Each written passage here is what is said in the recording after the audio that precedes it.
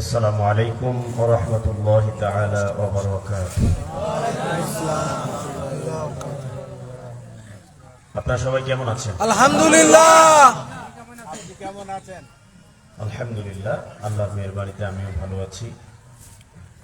বিনয়ের সাথে একটি অনুরোধ রেখে শুরু করতে চাই। মাইকের আওয়াজ যতদূর যাচ্ছে, যারা আমাকে শুনতে পাচ্ছেন, কোরআনের মাহফিলের পক্ষ থেকে আমি আপনাদের মেহমান, আমি মুসাফির, আপনাদেরকে আহ্বান করছি আল্লাহর ওয়াস্তে এ মাহফিলের পবিত্রতা এবং শৃঙ্খলা রক্ষার স্বার্থে, এ মাহফিলকে সর্বৈব সফল করার স্বার্থে কোনো মানুষ বাইরে অযথা অপ্রয়োজনীয় কাজে বিচ্ছিন্ন বিক্ষিপ্তভাবে ঘোরাফেরা করবেন না। অনুগ্রহ করে আল্লাহর কোরআনের বাগানে আপনাদের জন্য নির্ধারিত আসন গ্রহণ করুন। সন্ধ্যা থেকে এ পর্যন্ত সম্মানীয় স্থানীয় উলামায়ে কেরামগণ অত্যন্ত মূল্যবান আলোচনা করেছেন। আপনারা মন্ত্রমুগ্ধের মতো শ্রবণ করেছেন। এখন রাত 10টা পেরিয়ে গেছে। এখন বোধহয় মোটামুটি একটু ক্লান্ত হয়ে গেছেন নাকি? না ক্লান্ত হন নাই আপনারা? না তাহলে ঘুম পাচ্ছে বোধহয় আপনার? না ক্ষুধা লাগছে? কষ্ট হচ্ছে? আচ্ছা, হাত দুটো উঁচু করে একদম টান টান টান টান করতে হবে। টান টান করেন, টান টান করেন। জি, হ্যাঁ হ্যাঁ, ঠিক আছে। এবার হাত নাড়ান, হাত নাড়ান, হাত নাড়ান। এইবার হাত দুইটা মুষ্টিবদ্ধ করেন, শক্ত করে মুষ্টিবদ্ধ করেন। আল্লাহর নামে 3টা তাকবীর হবে। কয়টা? 3টা। বলেন 3টা। সিস্টেম হচ্ছে, আমি লিল্লাহি তাকবীর বলে আপনারা হাত দুইটা ঝাঁকি দিবেন। ঝাঁকি দিয়ে জোশের সাথে আল্লাহু আকবার বলবেন। পারবেন? ইনশাআল্লাহ। পারবেন না বোধহয়? ইনশাআল্লাহ। পারবেন? ইনশাআল্লাহ। রেডি? গলা ক্লিয়ার করেন। খবরদার, হাত ঝাঁকি মারতে যে কেউ কারো নাকে ঢুকি দিবেন না, ঠিক আছে? সাবধান। লিল্লাহি তাকবীর, আল্লাহু আকবার, লিল্লাহি তাকবীর, আল্লাহু আকবার, লিল্লাহি তাকবীর। আল্লাহু আকবার। বাচ্চা কাচ্চাদের চেঁচামেচির শব্দ খুব আসছে। মাহফিলের শৃঙ্খলা রক্ষার দায়িত্বে নিয়োজিত স্বেচ্ছাসেবক ভাইদের দৃষ্টি আকর্ষণ করছি, বাইরের কারো শব্দ যেন আমাদের কানে না আসে, এটা নিশ্চিত করবেন অনুগ্রহ করে। আচ্ছা, আরেকটা বিষয় একটু যাচাই করতে চাচ্ছি। আমি গোরকাটির মাহফিলে ছিলেন, আজকেও আছেন, এরকম কারা একটু হাত? মাশাআল্লাহ, মাশাআল্লাহ। তো সব তো গোরকাটির শ্রোতা, তাহলে আপনাদের আজকের শ্রোতা কইতে হবে পাশাপাশি তো সব পাশাপাশি। জি, এই জন্য আলহামদুলিল্লাহ, ভালো ভালো, ঠিক আছে। আলহামদুলিল্লাহ জাআলা আশ-শামসা ওয়াল কমারা বিহিসবান ওয়ান নাজমু ওয়াশ-শাজারু ইয়াসজুদান والسماء الرجيم بسم الله الرحمن الرحيم ولو أن أهل القرى آمنوا واتقوا لفتحنا عليهم بركات من السماء والأرض ولكن كذبوا فأخذناهم بما كانوا يكسبون.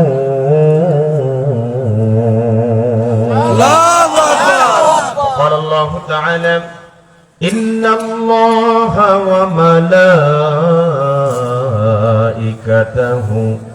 يصلون على النبي يا أيها الذين آمنوا صلوا عليه وسلموا تسليما. اللهم صل على سيدنا مولانا محمد وعلى آل سيدنا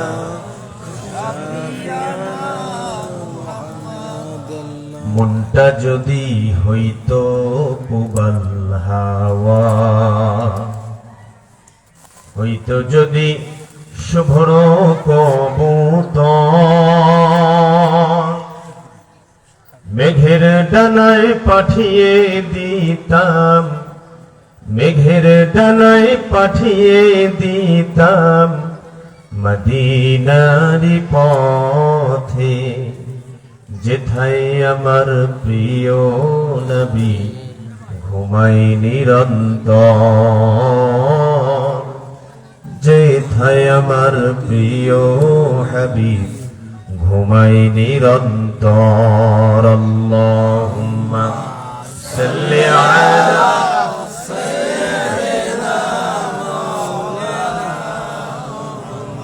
ওয়া আলা আলি সাইয়্যিদিনা।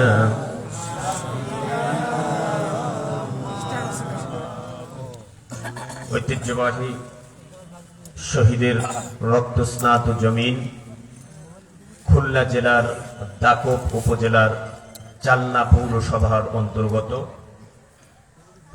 মোল্লা মেহেদী হাসান এতিমখানা ও মোহাম্মদ আলী মোল্লা হাফিজিয়া মাদ্রাসার উদ্যোগে আয়োজিত চতুর্থ বাৎসরিক তাফসীরুল কোরআন মাহফিল। আজকের মাহফিলের সর্বজন শ্রদ্ধেয় সভাপতি, অত্র এতিমখানার সুযোগ্য সভাপতি শ্রদ্ধাভাজন জনাব বিল্লাল হোসেন মোল্লা সাহেব, বারাকাল্লাহু ফি হায়াতিক, জোরে বলেন আমিন। আমিন। সভাপতি সাহেব তো ছেলে মানুষ না, জি। সভাপতি সাহেব সাধারণত মুরব্বী লোক হয়, তাই না? তো খুবই ভালো হয়েছে যে এখন তো তরুণদের যুগ, ঠিক না বেঠিক বলে? ঠিক। প্রত্যেকটা জায়গায় তারুণ্যের ছাপ রাখার দরকার আছে না? সেই হিসাবে এটা খুবই যথাযথ হয়েছে, যথোপযুক্ত হয়েছে। তো আপনারা বোধহয় সভাপতিকে খুব একটা পছন্দ করেন নাই নাকি? না করি। করছেন? আমার নবী বলেছেন, কেউ যদি কারোর জন্য দোয়া করে, সেই দোয়া কবুল হোক আর না হোক, অনুরূপ দোয়া যিনি দোয়া করবেন, যারা দোয়া করবেন, তার জন্য কাজে লাগবে। সুবহানাল্লাহ। আমরা সভাপতির জন্য দোয়া করছি, দোয়াটা ওনার জন্য কাজে লাগুক আর না লাগুক, দোয়াটা আমার জন্য কাজে লাগবে, আপনাদের জন্য কাজে লাগবে, ঠিক না বেঠিক? এই জন্য কারোর জন্য দোয়া করতে কৃপণতা করা যাবে না। বলেন না। আমরা আবার দোয়া করছি, আল্লাহ সভাপতি সাহেবের নেক হায়াত বৃদ্ধি করুন, জোরে বলেন আমিন। আমিন। আজকের মাহফিলের প্রিয় ভাই পরিচালক, আমার পরম শ্রদ্ধাভাজন বড় ভাই, অত্র এতিমখানার সুযোগ্য সাধারণ সম্পাদক জনাব আলহাজ মাওলানা জি এম ইমদাদুল হক সাহেব, আমরা দোয়া করছি আল্লাহ তার এই গোলামকে আমৃত্যু কোরআনের ময়দানে কবুল করুন, জোরে বলেন আমিন। আজকের মাহফিলের সম্মানিত অতিথিবৃন্দ, বিশেষ করে মঞ্চে উপবিষ্ট আছেন দাকব উপজেলা জামাত ইসলামীর সম্মানিত আমির, আমার পরম শ্রদ্ধাভাজন বড় ভাই জনাব মাওলানা আবু সাইদ সাহেব, আমরা দোয়া করছি আল্লাহ তার এই গোলামকে আমৃত্যু কোরআনের ময়দানে কবুল করুন, জোরে বলেন আমিন। উপস্থিত আছেন বিভিন্ন রাজনৈতিক দলের বিভিন্ন পর্যায়ের সম্মানিত নেতৃবৃন্দ, হযরত উলামায়ে কেরাম, বিশেষ করে আমার পূর্বে অত্যন্ত মূল্যবান আলোচনা করেছেন সাতক্ষীরার কৃতি সন্তান, তরুণ বক্তা, আমার প্রিয় ভাই হযরত মাওলানা আব্বাস আলী খান সাহেব, আমরা দোয়া করছি আল্লাহ তার এই গোলামের কণ্ঠকে গোটা বিশ্বময় কবুল করুন, জোরে বলেন আমিন। মঞ্চে উপবিষ্ট সম্মানীয় নেতৃস্থানীয় ব্যক্তিবর্গ, হযরত উলামায়ে কেরাম, আমার সামনে বসা একান্ত প্রিয় কোরআন পাগল তৌহিদি জনতা, পর্দার অন্তরালে অবস্থানরত সম্মানিত মা এবং বোনেরা, আমরা সবাই মহান মুনিবের দরবার ইলাহিতে মস্তক অবনত চিত্তে কালেমাতুশ শুকর আদায় করছি, যার একান্ত অনুগ্রহে কোরআনের জন্য অত্যন্ত প্রতিকূল একটা পরিবেশ পার হয়ে একটা অনুকূল পরিবেশে, একটা ভালো পরিবেশে আমরা এসেছি। আপনারা খুশি না বেজা? জোরে বলেন খুশি না বেজা? দাকবের মানুষ খুব একটা খুশি হন নাই বোধহয়? খুশি হয়েছে? খুশি। মানে আমরা যে ওই পরিস্থিতি থেকে পার হয়ে এই পরিস্থিতিতে আসছি, আপনারা খুশি হয়েছেন? মন থেকে? মন থেকে খুশি হয়েছেন না? আমার ভাইরা, আমি বলছিলাম যে এমন একটা পরিস্থিতি আমরা পার করে এসেছি যে সময় কোরআনের মাহফিলের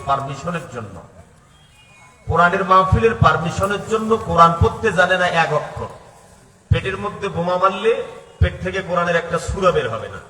এইরকম অসৎ অযোগ্য দুর্নীতিপরায়ণ কোরআন বিদ্বেষী নেতার কাছে কোরআনের মাহফিলের পারমিশনের জন্য দিনের পর দিন ধর্ণা দেওয়া লাগতো। কথা বলেন ঠিক? আল্লাহ ওই পরিস্থিতি থেকে আমাদের উদ্ধার করেছেন। আরেকবার বলেন খুশি না বেজার? যে আল্লাহ আমাদেরকে এই দিনটা দেখার তৌফিক দিয়েছেন, সে আল্লাহ তাআলার দরবার ইলাহিতে মস্ত গবনত চিত্তে সবস্বরে কালেমাত শুকর পাঠ করছি। সবাই বলছি আলহামদুলিল্লাহ। আর জোরে বলুন আলহামদুলিল্লাহ। দরুদ ও সালাম বর্ষিত হোক আমাদের প্রিয় নবী, মজলুম মানবতার পরম বন্ধু বিশ্ব নবী জনাবে মুহাম্মদুর রাসূলুল্লাহ সাল্লাল্লাহু আলাইহি ওয়াসাল্লামের প্রতি। আমরা দোয়া করছি সেই সব ভাইদের জন্য যারা আল্লাহ পাকের এই জমিনে তার দেওয়া জীবন ব্যবস্থা চূড়ান্ত সংবিধান আল কোরআনকে প্রতিষ্ঠা করতে গিয়ে পৃথিবীর দেশে দেশে যুগে যুগে কালে কালে যারা নিজেদের বুকের তাজা তপ্ত খুনকে এই সবুজ চত্বরে ঢেলে দিয়ে সবুজ ভূখণ্ডকে লালে লাল করেছেন। বিশেষ করে সাম্প্রতিক সময়ে প্রিয় মাতৃভূমি বাংলাদেশকে শেকল মুক্ত করার জন্য, স্বৈরাচার মুক্ত করার জন্য আমাদের সন্তানেরা, আমাদের ভাইরা যারা ওয়াকাতরে নিজের জীবন বিসর্জন দিয়ে আমাদেরকে একটা নতুন বাংলাদেশ উপহার দিয়েছেন, আমরা দোয়া করছি আল্লাহ তাদের সবাইকে শাহাদাতের সর্বোচ্চ মাকাম দান করুন। জয় বলেন আমিন। জয় বলেন আমিন। আমার ভাইরা, আমরা যেহেতু শুনতে এসেছি কোরআন, কাল বিলম্ব না করে সরাসরি আল্লাহর কোরআনের আলোচনায় যেতে চাই ইনশাআল্লাহ। ভাইরা আমার, যেহেতু শুনতে এসেছি কোরআন, আমি নিশ্চিত করতে চাই স্রেফ আল্লাহর কোরআন থেকেই আলোচনা হবে ইনশাআল্লাহ। আমি জিজ্ঞেস করতে চাই চাল্লার তৌহিদি জনতাকে, শুধুই আল্লাহর কোরআন এবং রাসূলের সুন্নাহ থেকে যদি আলোচনা হয়, আপনাদের কারোর কোনো আপত্তি নাই, কোনো অসুবিধা নাই। আমার দিকে তাকান, আমার দিকে তাকান। কোনো অসুবিধা আছে? না। কোনো ভয় ভীতি আছে? ভয় আছে না ইন্ডিয়া পালাইছে? কথা কয় না। যারা আমাদেরকে ভয় দেখাইতো তারা যে নিজেরা কোন গর্তে লুকাইছে আল্লাহ ছাড়া কেউ জানে না। কথা বলেন ঠিক না? ওই যে কোরআনের কথা বলছিল যে সময় আসবে এমন পালানোর জন্য ইন্দুরের গর্তও খুঁজে পাবে না। কথা বলেন ঠিক না? সত্যি সত্যি তারা কোন খাল খন্দকে লুকাইছে আল্লাহ ছাড়া আর ওরা ছাড়া কেউ জানে না। কথা বলেন ঠিক না? সুতরাং নির্ভয়ে নিঃসংকোচে আল্লাহর কোরআন থেকে আলোচনা হবে ইনশাআল্লাহ। অবশ্য আমরা তখনই ভয় করিনি। আমরা তখন ভয় করছি? আমরা তখনই ভয় করি নাই। বক্তাকে স্টেজ থেকে ঘাড় ধরে নামাই দিছে, বক্তার মঞ্চে মাইক কেড়ে নিয়েছে, এমনকি বক্তার জিহ্বা কেটে দিছে, এরপরও বক্তারা থেমেছে? কোরআনের ভাষ্যকার যারা, তাদেরকে ধমক দেখিয়ে, তাদেরকে হামলা মামলা দিয়ে, তাদের চোখ রাঙ্গানি দেখিয়ে, সাধারণভাবে যে কোনো উপায় অবলম্বন করে তাদেরকে আল্লাহর কোরআনের বর্ণনা, আল্লাহর কোরআনের হক কথা বলা থেকে বিরত রাখার কেউ আল্লাহর দুনিয়ায় নাই। কথা বলেন ঠিক না? কারণ আল্লাহর কোরআনের ধারাভাষ্যকার যারা, তারা আল্লাহ ছাড়া দুনিয়ায় কাউকেই পরোয়া করে না। কথা বলেন ঠিক না? আল্লাহ বলেছেন ইউজাহিদুনা ফি সাবিলিল্লাহি ওয়া লা ইয়াখাফুনা লাওমাতা লাইম। ইউজাহিদুনা ফি সাবিলিল্লাহি ওয়া লা ইয়াখাফুনা লাওমাতা লাইম। যারা আল্লাহর রাস্তায় লড়াই করে, যারা আল্লাহর রাস্তায় সংগ্রাম করে, যারা কোরআনের রাজ কায়েমের জন্য আন্দোলন করে, সংগ্রাম করে, পৃথিবীর কোন জালিমের রক্তচক্ষুকে তারা পরোয়া করে না। কথা বলেন ঠিক? আমাদের পূর্বসূরীরা পরোয়া করে নাই, আম্বিয়া আলাইহিস সালামগণ পরোয়া করেন নাই, আসহাবে কেরামগণ পরোয়া করেন নাই, আইম্মায়ে কেরামগণ পরোয়া করেন নাই, আমাদের প্রিয় নেতৃবৃন্দ পরোয়া করে নাই। আমাদের প্রিয় নেতৃবৃন্দ একের পর এক হাসতে হাসতে ফাঁসির মঞ্চকে বরণ করেছে, এক সেকেন্ডের জন্য বাতিলের কাছে মাথা নত করে নাই। কথা বলেন ঠিক? সুতরাং আমাদেরকে ভয় ভীতি দেখিয়ে, হুমকি ধামকি দিয়ে আল্লাহর দ্বীনের কথা বলা থেকে বিরত রাখতে কেউ দিতে পারে নাই, ভবিষ্যতে পারবে না। আবার ভাই, সুতরাং বরকতময় কালামে হাকিমের তেলাওয়াতকৃত আয়াতে কারিমার আলোকে আলোচনায় যেতে চাই। কেন শুধুই কোরআন থেকে আলোচনা হওয়া প্রয়োজন, আমি ভূমিকায় যে কথাটা বলে থাকি, কারণ আমাদের জীবন জিন্দেগির যাবতীয় সমস্যার সমাধান কোথায় আছে? সবাই মানে কোরআনে যে আমাদের জীবনের সব সমস্যার সমাধান আছে, এই বিশ্বাস আপনাদের আছে? আছে, বিশ্বাস আছে? সন্দেহ আছে নাকি? সন্দেহ আছে?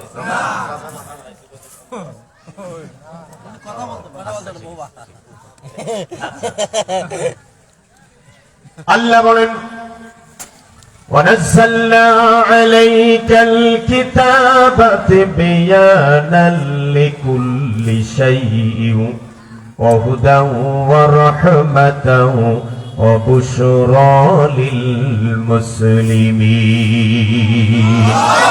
وَنَزَّلْنَا عَلَيْكَ الْكِتَابَ নবী যে কিতাব তোমার উপরে নাযিল করেছি তিবয়ানাল লিকুল্লি শাই, এই কিতাবের ভিতরে আমি আলোচনা করি নাই, এই কিতাবের ভিতরে আমি সমাধান দেই নাই, দুনিয়ায় এমন কোন সমস্যা নবী আমি রাখি নাই। জোরে বলেন সুবহানাল্লাহ। ওয়া হুদাম ওয়া রাহমা, এটা পথ নির্দেশিকা এবং অনুগ্রহ। ওয়া বুশরা লিল মুসলিমিন, আর মুসলমানদের জন্য জীবন জিন্দেগীর যাবতীয় সমস্যার সমাধান, যাবতীয় শুভ সংবাদ আল্লাহর কোরআনে আছে না নাই? আমার ভাইরা কান লাগান, আল্লাহর কোরআনে যে সব সমস্যার সমাধান আছে, এই বিষয়ে একটা অথেন্টিক দলিল, একটা প্রামাণ্য দলিল দিতে গিয়ে গোরকাটির মাহফিলে ইমাম মালিক রাহমাতুল্লাহ আলাইহির বিচারের একটা ঘটনা বলেছিলাম, মনে আছে আপনাদের? নিশ্চয়ই আছে, মনে আছে? আমার ভাইরা, ইমাম মালিক রাহমাতুল্লাহ আলাইহির সেই বিচারের ঘটনা আজকে শেষ করতে চাই। তবে আজকে আরেকটা নতুন দলিল আপনাদেরকে দিতে চাই। আল্লাহর কোরআনে এই যে সব সমস্যার সমাধান আছে, আমাদের জীবন জিন্দেগীর যাবতীয় প্রশ্নের জবাব যে কোরআনের ভিতরে আছে, এইটা নিশ্চিত করার জন্য, এইটা সমাধানের জন্য আরেকটা দলিল আপনাদের সামনে আজকে উপস্থাপন করতে চাই। বিশ্বনবী সাল্লাল্লাহু আলাইহি সাল্লামের সাহাবী খলিফাতুল মুসলিমিন ওমর ফারুক রাদিয়াল্লাহু যখন খেলাফতের আসনে বসেছিলেন, খলিফা ওমরের পক্ষ থেকে বিভিন্ন রাষ্ট্রের রাষ্ট্রপ্রধান যারা এখনো পর্যন্ত ইসলাম কবুল করে নাই, মুসলমান হয় নাই, সেই সমস্ত রাষ্ট্রপ্রধানদের কাছে খলিফা ওমরের পক্ষ থেকে কালেমাত দাওয়াতের চিঠি প্রেরণ করা হচ্ছিল। পার্শ্ববর্তী একটা অমুসলিম রাষ্ট্রের রাষ্ট্রপ্রধান, আহলে কিতাবের অনুসারী খ্রিস্টান রাষ্ট্রপ্রধান, তার কাছে যখন কালেমাত দাওয়াতের চিঠি হাতে গেল, খলিফা ওমরের সিল স্বাক্ষর সম্বলিত কালেমাত দাওয়াতের চিঠিটা যখন তিনি হাতে পেলেন, জরুরি ভিত্তিতে মন্ত্রী পরিষদের বৈঠক আহ্বান করলেন। মন্ত্রী পরিষদের বৈঠকের সিদ্ধান্ত ক্রমে তিনি খলিফা ওমরের চিঠির জবাব লেখা শুরু করলেন। চিঠির জবাবে তিনি কি লিখলেন জানেন?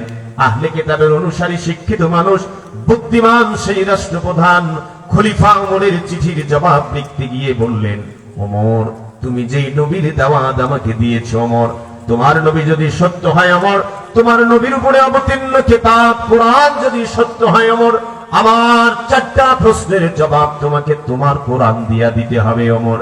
ওমর, আমি কথা দিচ্ছি, আমি প্রতিশ্রুতি দিচ্ছি ওমর, আমার চারটা প্রশ্নের জবাব যদি তুমি তোমার কোরআন দিয়া দিতে পারো, আমি কথা দিচ্ছি, আমি প্রতিশ্রুতি দিচ্ছি ওমর, আমি একা নই, রাজ্যের সমস্ত মানুষকে সাথে নিয়া তোমার নবীর কালেমা পড়ে তোমার ইসলাম কবুল করে মুসলমান হয়ে যাব। জোরে বলেন সুবহানাল্লাহ। প্রশ্ন কয়টা? বলেন। প্রশ্ন কয়টা? ওমর, আমার এক নাম্বার প্রশ্ন শোনো ওমর,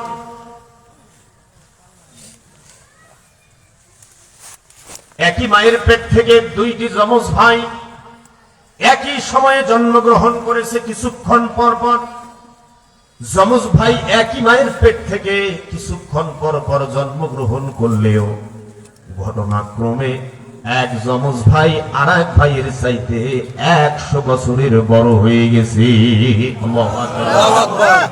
ওমর, আমার প্রশ্ন হলো, সেই দুই ভাইয়ের পরিচয় কি, আর কোন ঘটনার প্রেক্ষিতে এমন হলো? জবাব দিতে হবে তোমার কোরআন দিয়া। ওমর, আমি কথা দিয়েছি, আমি প্রতিশ্রুতি দিয়েছি ওমর, তোমার কোরআনের আলোকে আমার প্রশ্নের জবাব যদি দিতে পারো, আমি একা নই, রাজ্যের সমস্ত মানুষকে সাথে নিয়া তোমার নবীর কালেমা পড়ে তোমার ইসলাম কবুল করে মুসলমান হয়ে যাব। জোরে বলেন সুবহানাল্লাহ। ওমর, আমার 2 নম্বর প্রশ্ন শোনো ওমর, পৃথিবীর এমন একটা জায়গার নাম বলো ওমর, যেখানে সূর্যের আলো কেবলমাত্র একবার পৌঁছেছে, আর কোনদিন সেখানে সূর্যের আলো পৌঁছে নাই, আর কোনদিন সেখানে সূর্যের আলো পৌঁছবে না। সেই জায়গাটার নাম কি? আর কোন ঘটনার প্রেক্ষিতে এমন হলো, জবাব দিতে হবে তোমার কোরআন দিয়া। আল্লাহু আকবার। ওমর আমার 3 নাম্বার প্রশ্ন শোনো ওমর, কোন সেই হাজতি আর কোন সেই হাজতখানা, হাজতি হাজতখানার ভিতরে মাসের পর মাস অবস্থান করে কিন্তু নিঃশ্বাস নেওয়ার কোনো পারমিশন নাই। আবার শোনেন, মনোযোগ দিয়ে শোনেন, চান্নার তৌহিদি জনতা কান লাগিয়ে শোনেন, কোন সেই হাজতি আর কোন সেই হাজতখানা, হাজতি হাজতখানার ভিতরে মাসের পর মাস অবস্থান করে কিন্তু নিঃশ্বাস নেওয়ার কোনো পারমিশন নাই। নিঃশ্বাস নেওয়া ছাড়াই হাজতি সব চাইতে নিরাপদে থাকে। জোরে বলেন সুবহানাল্লাহ। সেই হাজতি আর হাজতখানার পরিচয় কি? জবাব দিতে হবে তোমার কোরআন দিয়া।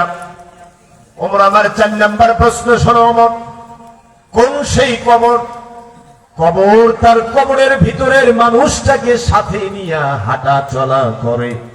আবারও বলছি কান লাগান, কোন সেই কবর, যেই কবর তার কবরের ভিতরে মানুষটাকে সাথে নিয়ে হাঁটা চলা করে।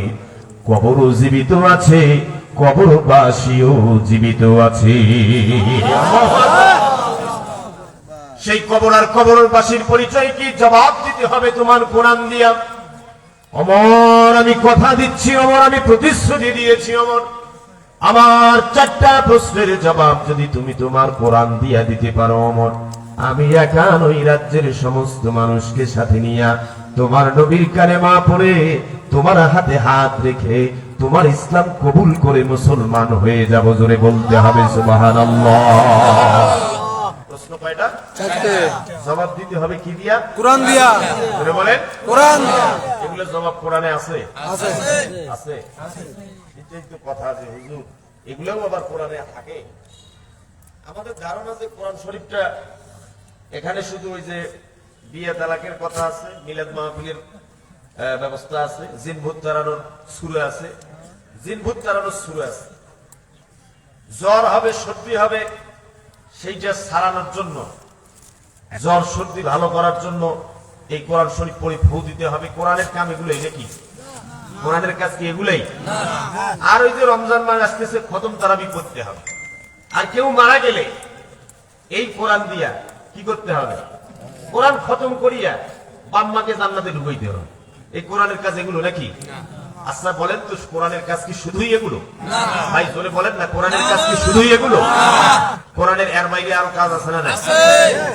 কোরআনের এর বাইরে আরো অনেক কাজ আছে। আমার ভাইরা শোনেন, বিশ্বাস করেন, বহুদিন কোরআনের ধারাভাষ্যকর যারা, কোরআনের মুফাসসির যারা, মন খুলে আল্লাহর কোরআন থেকে কথা বলতে পারে নাই। কথা বলেন ঠিক না? বিগত 15 বছর ভয়ানক এক ফ্যাসিজম আমাদের মাথার উপরে চেপে বসেছিল। আমরা মন চাইলেও অনেক সময় হক কথা বলতে পারি নাই। সুতরাং তাদের অসহ্যের কারণ হলেও, তাদের জ্বালা যন্ত্রণার কারণ হলেও, তাদের অ্যালার্জি চুলকানি সৃষ্টি হলেও আল্লাহর কোরআনের মাহফিল, কোরআনের বৈঠক, কোরআনের দর্স, কোরআনের চর্চা আগের চাইতে বেড়েছে না কমেছে? কথা বলেন, বেড়েছে না কমেছে? এত বেশি কোরআনের মাহফিল, কোরআনের বৈঠক হচ্ছে, তাদের জ্বালা যন্ত্রণার পরেও, তাদের অ্যালার্জির পরেও বিশ্বাস করে আল্লাহর কোরআনের এই মাহফিল, কোরআনের এই বৈঠক, কোরআনের এই চর্চা আগের চাইতে আরো বেশি বেড়েছে, ভবিষ্যতে আরো বেশি বাড়বে। কথা বলেন ঠিক না? কেন এত ঘন ঘন কোরআনের বৈঠক, কোরআনের চর্চা হওয়া দরকার? এ বিষয়ে দায়িত্বহীন একটা জবাব দিয়ে 1 মিনিট পরে মূল আলোচনায় যেতে চাই। আপনারা আমার সাথে একমত হবেন। গোটা পৃথিবীর মুসলমানদের অবস্থা পর্যালোচনান্তে এটি প্রতীয়মান হয়েছে, প্রমাণিত হয়েছে, মুসলমানদের দুর্দিন আর দুর্দশার পিছনে সবচাইতে বড় কারণ হচ্ছে আমরা আল্লাহর কোরআন থেকে দূরে সরে গেছি। কথা বলেন ঠিক না? আজকে কোরআন থেকে দূরে সরে যাওয়ার কারণেই সারা দুনিয়ায় মুসলমানেরা নির্যাতিত, নিপীড়িত, নিগৃহীত, লাঞ্ছিত, শোষিত, বঞ্চিত, অপমানিত, পদদলিত। কথা বলেন ঠিক না? ঠিক। আজকে কোরআন থেকে দূরে সরে যাওয়ার কারণেই পৃথিবীর মুসলিম অধ্যুষিত জনপদ Iraq, Iran, Afghanistan, Palestine, Kazakhstan, Kazakhstan, Turkmenistan, Libya, Syria, Algeria, Bulgaria, Nigeria সহ পৃথিবীর মুসলিম অধ্যুষিত জনপদগুলোতে বেছে বেছে টার্গেট করে করে ইহুদিবাদী ইসরায়েলের প্রত্যক্ষ মদদে, সন্ত্রাসবাদী আমেরিকার আঙ্গুলি ইশারায় আর সাম্রাজ্যবাদী ভারতের নগ্ন হস্তক্ষেপে সারা দুনিয়ার মুসলমানের রক্ত নিয়ে হোলি খেলা হচ্ছে। কথা বলেন ঠিক না? তারই ধারাবাহিকতায় সেই ষড়যন্ত্রের অংশ হিসাবে 56,000 বর্গ মাইলের প্রাণ প্রিয় মাতৃভূমি বাংলাদেশ, শাহজালাল, শাহপরান, শামাকদুম, শরীয়তুল্লাহ তিতুমিরের প্রাণ প্রিয় মাতৃভূমি বাংলাদেশ, লক্ষ লক্ষ শহীদের রক্তের বিনিময়ে অর্জিত লাল সবুজের প্রিয় মাতৃভূমি বাংলাদেশ, 90% মুসলিম অধ্যুষিত আমাদের প্রাণের প্রিয় মাতৃভূমি বাংলাদেশেও একটি ছোট্ট মহল সুপরিকল্পিতভাবে ইসলাম, মুসলমান, ইসলামী আন্দোলন, ইসলামী নেতৃত্ব এবং ওলামায়ে কেরামের বিরুদ্ধে সুগভীর ষড়যন্ত্রে মেতে উঠেছে। কথা বলতে হবে ঠিক না ঠিক? সুতরাং ফিরে আসতে হবে, কোরআনের কাছে ধারণ করতে হবে শুধুই কোরআন। এই কোরআন শুধু চুমু খাইলে দায়িত্ব শেষ হয়ে যাবে না। কোরআন দিয়ে শুধু মিলাদ মাহফিল পড়লেই কোরআনের হক আদায় হয় না। রমাদান কারিমে কোরআন দিয়ে শুধু খতমে তারাবি পড়লেই কোরআনের হক আদায় হয় না। আপনার পিতার মৃত্যুর পরে, মাতার মৃত্যুর পরে 3 দিন, 7 দিন, 10 দিন, 40 দিনে কোরআন খানি করলেই কোরআনের হক আদায় হয় না। কথা বলেন ঠিক না ঠিক? কারণ কোরআনে কারিমের বিধান প্রতিষ্ঠার জন্য আমাদের প্রিয় নবী, বিশ্ব নবী, মানবতার বন্ধু মুহাম্মদ রাসূলুল্লাহ সাল্লাল্লাহু আলাইহি ওয়াসাল্লাম শিয়াবে আবু তালিবে 3 বছর কারারুদ্ধ থেকে মানবতার জীবন যাপন করেছেন। মুসলমান, কথা বলতে হবে ঠিক না ঠিক? এই কোরআনের বিধান প্রতিষ্ঠার জন্য প্রিয় নবী তায়েফে পাথরের আঘাতে জর্জরিত হয়েছেন। এই কোরআনের বিধান প্রতিষ্ঠার জন্য আসহাবে কেরাম অকাতরে জীবন দিয়েছেন। এই কোরআনের বিধান প্রতিষ্ঠার জন্য আইম্মায়ে কেরাম জীবন দিয়েছেন। এই কোরআনের বিধান প্রতিষ্ঠার জন্য আমাদের ইমামদের ইমাম ইমামে আজম আবু হানিফা রাহিমাহুল্লাহ জেলখানায় ঢুকে ঢুকে শহীদ হয়েছেন। কথা বলতে হবে ঠিক না ঠিক? শুধু তাই নয় মুসলমান, এই কোরআনের বিধান প্রতিষ্ঠার জন্য সৈয়দ কুতুব শহীদ হয়েছেন। এই কোরআনের বিধান প্রতিষ্ঠার জন্য শহীদ হাসানুল বান্না জীবন দিয়েছেন। এই কোরআনের বিধান প্রতিষ্ঠার জন্য শহীদ মাওলানা মতিউর রহমান নিজামী সহ বিশ্বব্যাপী ইসলামী আন্দোলনের নেতারা একের পর এক হাসি মুখে ফাঁসির মঞ্চকে বরণ করেছেন। কথা বলতে হবে ঠিক না? তাই নয় মুসলমান, এই কোরআনের বিধান প্রতিষ্ঠার জন্যই, এই কোরআনের বিধান প্রতিষ্ঠার জন্যই কোরআনের পাখি যিনি 50টি বছর গোটা বিশ্বময় কোরআনের দাওয়াত দিয়েছেন, যার হাতে হাত রেখে অসংখ্য মুসলিম কালেমা পড়ে ইসলাম কবুল করে মুসলমান হয়েছেন, সেই কোরআনের পাখি আল্লামা আব্দুল্লাহ হুসাইন সাইদি কোরআনের বিধান প্রতিষ্ঠার আন্দোলনে নেতৃত্ব দেওয়ার অপরাধে বছরের পর বছর অন্ধকার কারাপ্রকোষ্ঠে মানবতার জীবনযাপন করে কোরআনের পাখি আল্লামা সাইদি কোরআনের জন্য শহীদ হয়ে দুনিয়া ছেড়ে চলে গেছে। কথা বলতেই হবে ঠিক না?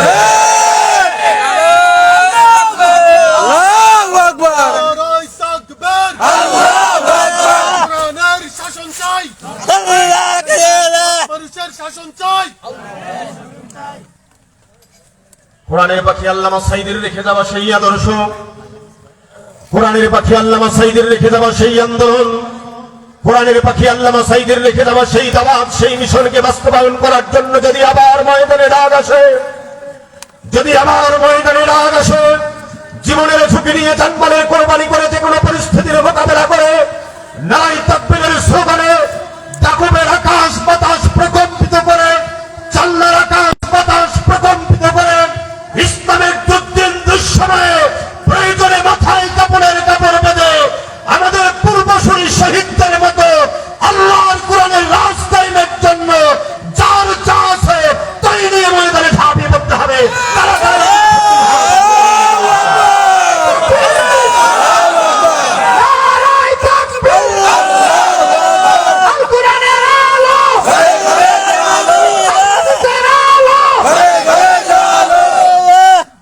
আলহামদুলিল্লাহ, কষ্ট হইলো আপনাদের? না, কোনো অসুবিধা আছে নাকি?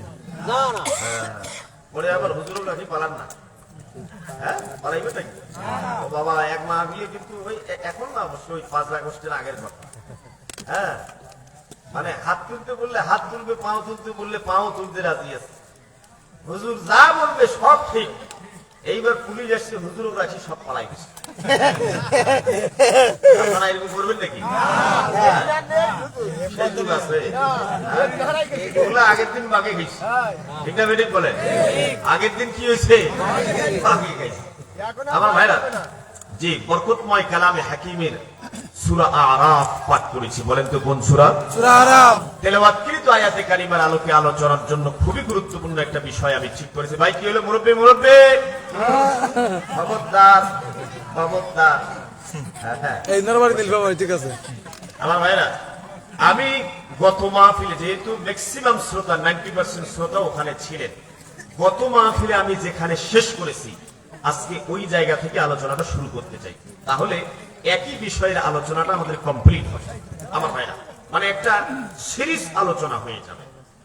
আপনারা নিশ্চয়ই মনে থাকার কথা, সেদিন আমি আলোচনার জন্য যে বিষয়টা আমি নির্ধারণ করেছিলাম, বিষয়টা হলো ক্ষুধা দারিদ্রতা মুক্ত, সন্ত্রাস চাঁদাবাজ মুক্ত, শোষণ নিপীড়ন মুক্ত, বৈষম্য মুক্ত বাংলাদেশ গঠনের ফর্মুলা। আলহামদুলিল্লাহ বলে।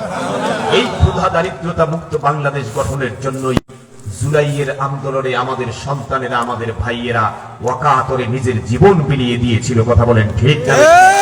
এই সন্ত্রাস চাঁদাবাজ মুক্ত, শোষণ নিপীড়ন মুক্ত বাংলাদেশ গঠনের জন্যই আমার রংপুরের কৃতি সন্তান শহীদ আবু সাইদ দুই হাত প্রসারিত করে বুলেটের সামনে বুক চিতিয়ে দাঁড়িয়ে বলেছিল, বুকের ভিতর তুমুল ঝড়, বুক পেতেছি গুলিকর। কথা বলেন। আমার ভাইরা কান লাগান। শহীদ আবু সাইদের রেখে যাওয়া বাংলাদেশ, শহীদ মীর মুগ্ধের রেখে যাওয়া ক্ষুধা দারিদ্রতা মুক্ত, সন্ত্রাস চাঁদাবাজ মুক্ত, বৈষম্য মুক্ত বাংলাদেশ আমরা গঠন করতে চাই। যেহেতু এই আলোচনার বিষয়টা নিয়ে আমি ওখানে কথা বলেছি, আপনাদের বোঝার সুবিধার্থে সেদিন যেখানে শেষ করেছি আজকে সেখান থেকে শুরু করছি। আমার ভাইরা কান লাগান। আমরা আল্লাহ রাব্বুল আলামিনকে জিজ্ঞেস করি, আল্লাহ এই সন্ত্রাস চাঁদাবাজ মুক্ত, শোষণ নিপীড়ন মুক্ত, বৈষম্য মুক্ত বাংলাদেশ কিভাবে গঠন হবে জানতে চাই। তোমার কোরআনের নির্দেশনা কি, তোমার প্রেসক্রিপশন কি?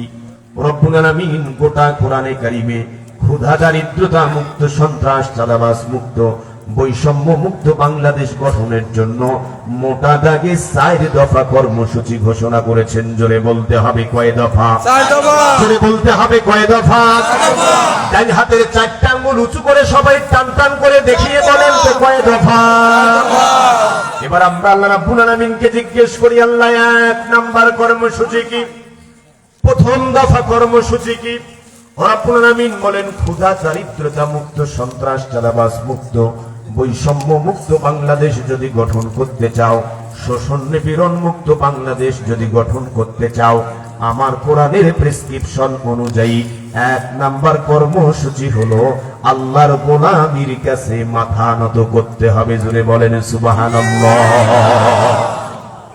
আল্লাহর গোলামির কাছে মাথা নত করতে। একটা মজার বিষয় শুনে, বিগত 15 বছরে যে ভয়ানক ফ্যাসিস্ট আমাদের মাথার উপরে চেপে বসেছিল, এখানে যেহেতু পৌর এলাকা অনেক শিক্ষিত মানুষ আছে, মেট্রিক পাশের উপরে যারা যারা আছেন একটু হাত তোলেন তো। মেট্রিক পাশের উপরে একটু হাত তোলেন। জি আলহামদুলিল্লাহ, মোটামুটি 30-40% মানুষ হবে এরকম। আর যারা মেট্রিকের নিচে আছেন, আন্ডার মেট্রিক, তারাও কম বেশি পড়াশোনা করছে, তাই না? একেবারেই অশিক্ষিত লোক বোধহয় খুব কম, তাই না? আমার ভাইরা, পৌরসভা এলাকায় আলোচনার একটা মজা হচ্ছে কি, মানুষ খুব সহজে বোঝে। পৌর এলাকায় শিক্ষিত লোকের সমাহার বেশি, ঠিক না? ঠিক বলে। আমার ভাইরা, 15 বছরে এই ভয়ানক ফ্যাসিজম যেটা কায়েম হয়েছিল আমাদের মাথার উপরে, খুব গুরুত্বপূর্ণ কথা, খুবই গুরুত্বপূর্ণ কথা, কান লাগা। এই ফ্যাসিজমকে টিকিয়ে রাখার পিছনে তাদের অনেকগুলো রাজনৈতিক বয়ান তারা কায়েম করেছিল। এর মধ্যে 2টা শক্তিশালী বয়ান ছিল, যে বয়ান 2টা কেউ ভাঙতে পারেনি, এবং ওই 2টা বয়ানের কাছে সবাই দুর্বল ছিল। প্রত্যেকটা রাজনৈতিক দলের রাজনৈতিক বয়ান আছে, যেটাকে রাষ্ট্রবিজ্ঞানের ভাষায় বলা হয় পলিটিক্যাল ন্যারেটিভ, ঠিক না? জি জি, পলিটিক্যাল নেগেটিভ ন্যারেটিভ। আওয়ামী লীগের এই বিগত 15 বছরের শাসন আমলে শক্তিশালী 2টা ন্যারেটিভ তারা কায়েম করেছিল। একটা হলো 71, একটা কি 71 71-এর চেতনা, ঠিক না? ঠিক বলে। জি জি, এই জায়গাটাতে আমরা সবাই দুর্বল। 71-এর ব্যাপারে কিছু বলতে গেলে তো সমস্যা, বলা যাবে না, শোয়া যাবে না, কিছু করা যাবে না, ওই জায়গা থেকে নিরাপদ দূরত্বে থাকতে হবে, ঠিক না? ঠিক বলে। এই যে স্পর্শকাতর বিষয়, এইটাকে তারা তাদের পলিটিক্যাল ন্যারেটিভ বানাই ফেলছে, এটাকে তারা রাজনৈতিক বয়ান, প্রতিপক্ষকে দমনের হাতিয়ার বানাই ফেলছিল, ঠিক না? ঠিক বলে। 2 নম্বর পয়েন্ট, খুব মারাত্মক বিষয়। আজকের পরিস্থিতির সাথে ভাই, যদি আপনি কোরআনকে মিলাতে না পারেন, তাহলে এই কোরআন দিয়ে শুধু মিলাদ করিয়ে কোনো কাম নাই। কথা বলেন, ঠিক না? কোরআনকে মিলাতে হবে আজকের সিচুয়েশনের সাথে, আজকের পরিস্থিতির সাথে। যদি কোরআনকে মিলাতে পারেন, তাহলে কোরআন থেকে আপনি কাঙ্ক্ষিত ফলাফল পাবেন, বেনিফিট পাবেন। কথা বলেন, ঠিক না? কোরআন তো চির শাশ্বত, কোরআন তো চির জীবন্ত, কোরআন থেকে যদি আজকে আপনি উপকার না পান, তাহলে কোরআন দিয়ে আপনার লাভ কি? কথা বলেন ঠিক না বেঠিক? আমার ভাইরা, 2 নম্বর যে বয়ানটা তারা কায়েম করেছিল সেটা কি জানেন? খুব মনোযোগ দেন। মনোযোগ নাই কোথায়? আছে মনোযোগ আছে? আছে মনোযোগ আছে? আচ্ছা দেখেন, 2 নম্বর যে রাজনৈতিক বয়ানটা তারা কায়েম করেছিল সেটা কি জানেন? সেটা হচ্ছে উন্নয়ন। সেটা কি ভাই বলেন তো? উন্নয়নের মূলে ঝুলাইছে। এই উন্নয়ন রাস্তাঘাট, ব্রিজ, কালভার্ট, শিল্প, কলকারখানা, মেট্রো রেল, উড়াল সেতু, এই সেই হাবিজাবি করিয়া মানুষের দৃষ্টিকে অন্যদিকে নিয়ে গেছে। এমনকি বিদেশিদেরকে পর্যন্ত তারা এটা বোঝাতে সক্ষম হয়েছে যে ভোট হইল হইল, না হইলে নাই, ভোটের কি দরকার, উন্নয়ন তো হচ্ছে। আরে ভোটের কি দরকার? মানুষ গুম হয়েছে তা কি হয়েছে, খুন হয়েছে তা কি হয়েছে, মানুষের বাক স্বাধীনতা নাই তা কি হয়েছে, উন্নয়ন তো হচ্ছে। কি ঠিক না বেঠিক? এই যে উন্নয়নের মূলে ঝুলাইছে, কিসের মূলা? কথা কর, কিসের মূলা? এই 2টা শক্তিশালী ন্যারেটিভ তারা প্রতিষ্ঠা করেছে। এইবার আসেন কেন এই প্রসঙ্গটা তুললাম। আমার ভাইরা খেয়াল লাগান, খুবই মনোযোগ দেন, খুবই মনোযোগ দেন, অত্যন্ত মূল্যবান কথা। কালামে পাকের সূরা কুরাইশ আপনারা জীবনে বহুবার পাঠ করেছেন। কালামে পাকের সূরা কুরাইশ আপনারা অর্থ সহ, এমনকি তাফসীর সহ জীবনে অনেকবার পাঠ করেছেন। কিন্তু যারা তাফসীর পড়েছেন, যারা অনুবাদ সহ পড়েছেন, একটু দেখেন তো এইভাবে কোনোদিন হিসাব করেছেন নাকি, চিন্তা করেছেন নাকি? আজ থেকে 1500 বছর আগে আবু জেহেলরাও এইরকম উন্নয়নের মূলে ঝুলিয়েছিল। আজ থেকে 1500 বছর আগে আমার নবী বিশ্ব নবীর জামানায় আরব ভূখণ্ডে আবু জেহেলরাও উন্নয়নের মূলা ঝুলাইয়া মানুষের বাক স্বাধীনতা কেড়ে নিয়েছিল, মানুষের কথা বলার স্বাধীনতা কেড়ে নিয়েছিল, মানুষের ধর্ম পালনের স্বাধীনতা কেড়ে নিয়েছিল। এমনকি আমার নবী বিশ্ব নবী একা একা মসজিদে নামাজ আদায় করেছিল। সেই সময়ও আমার নবীর উপরে ধর্ম পালনের স্বাধীনতা দেওয়া তো দূরের কথা, আমার নবীর মাথার উপরে উটের নারী ভুঁড়ি চাপিয়ে দেওয়া হয়েছিল। কথা বলেন ঠিক? একদিকে কথা বলার স্বাধীনতা তারা দেয় নাই, ধর্ম পালনের স্বাধীনতা দেয় নাই, ধর্ম প্রচারের স্বাধীনতা দেয় নাই, জানমালের কোন নিরাপত্তা দিতে পারে নাই। কিন্তু অন্যদিকে আবু জেহেলরা উন্নয়নের মূলা ঝুলাইছে। 1500 বছর আগে আমার আল্লাহ ওই উন্নয়নের মূলা যে ঝুলাইছিল আবু জেহেলরা, তাদের সেই ন্যারেটিভ, সেই রাজনৈতিক বয়ানকে ভেঙ্গে আল্লাহ 1500 বছর আগেই চুরমার করে দিয়েছে। জোরে বলেন সুবহানাল্লাহ। দলিল আল্লাহ বলেন, লিলাফি কুরাইশিন ইলাফিহিম রিহলাতাশ শিতাই ওয়াস-সাইফ। রব্বুল আলামিন বলেন, কুরাইশরা আসক্ত হয়ে গেছে। কিসের আসক্ত? রব্বুল আলামিন বলেন, তারা মনে করেছে শীতকালীন সফর আর গ্রীষ্মকালীন সফর মানে আমদানি আর রপ্তানি বাড়লেই বোধহয় ক্ষুধা দারিদ্রতা দূর হয়ে যাবে। তারা মানুষকে বুঝাইতে চেয়েছিল আমদানি রপ্তানি, ব্যবসা বাণিজ্য, শিল্প কলকারখানা প্রতিষ্ঠিত হইলেই বোধহয় ক্ষুধা দারিদ্রতা দূর হয়ে যাবে। আজ থেকে 1500 বছর আগে আমার আল্লাহ তাদের সেই ন্যারেটিভকে ভেঙ্গে খান খান করে দিয়েছেন। তাদের সেই রাজনৈতিক বয়ানকে প্রত্যাখ্যান করে আমার নবীকে কি জানিয়েছেন জানেন? আমার নবীকে জানিয়েছেন, তোমাদের ওই উন্নয়নের মূলে ঝুলাইয়া কোনো লাভ নাই, তোমাদের ওই শিল্প কলকারখানা, তোমাদের এই ব্যবসা বাণিজ্য, তোমাদের ওই ব্রিজ কালভার্ট আর ওই রাস্তাঘাট চকচকা ফকফকা হলেই কাম হবে না। রব্বুল আলামিন জানাচ্ছেন, ফালিয়াবুদু রাব্ব হাযাল বাইত, ফালিয়াবুদু রাব্ব হাযাল বাইত। ওই রাস্তাঘাট চকচকা ফকফকা হলেই হবে না, ব্রিজ কালভার্ট আর উড়াল সেতু আর মেট্রো রেল হলেই হবে না। আমার নবীকে আমার আল্লাহ স্পষ্ট ভাষায় জানিয়ে দিয়েছেন, ওই রবের গোলামীর বিধান যতক্ষণ পর্যন্ত মানতে পারবা না, ততক্ষণ ক্ষুধা দারিদ্রতা অভাব অনটন বেকারত্ব কোনদিন দূর হবে না। জোরে বলেন সুবহানাল্লাহ। এখন আপনারা চিন্তা করতে পারেন যে হুজুর, তাহলে কি ব্যবসা বাণিজ্য, শিল্প কলকারখানা এগুলোর দরকার নাই? এগুলির দরকার আছে, কিন্তু ওইটার সাথে আল্লাহর গোলামি মেনে নেওয়ার দরকার আছে। কথা বলেন ঠিক? কেন? মনে করেন শিল্প কলকারখানা হইল, কথার কথা খুব মনোযোগ দেন, মানে আজকের পরিস্থিতির সাথে কতটা সংগতিপূর্ণ এই সূরাটা। আমরা যদি শুধু এই সূরার আলোচনা করি রাত শেষ হবে, আপনার মাথা ঘুরাবে না। মনে করেন শিল্প কলকারখানা তো ব্যাপক হয়েছে, হয় নাই ভাই? হয়েছে। ব্রিজ কালভার্ট অনেক হয়েছে। আপনাদের এলাকায় ব্রিজ কম হয়েছে, কিন্তু আমাদের এলাকায় তো হয়েছে। এরপরে রাস্তাঘাট চকচকা হয় নাই? যে ওরে বাবারে বাবা, সেই রাস্তা হয়েছে। কিন্তু এইবার আমাকে বলেন তো ভাই, এই যে রডের বদলে বাঁশ দিল, কে দিল? রাস্তাঘাটে এমন রাস্তা বানাই দিছে, মুরগি আশ্রাইলে রাস্তা উঠে যায়, হয় কিনা বলেন? ঠিক। কারণটা কি জানেন?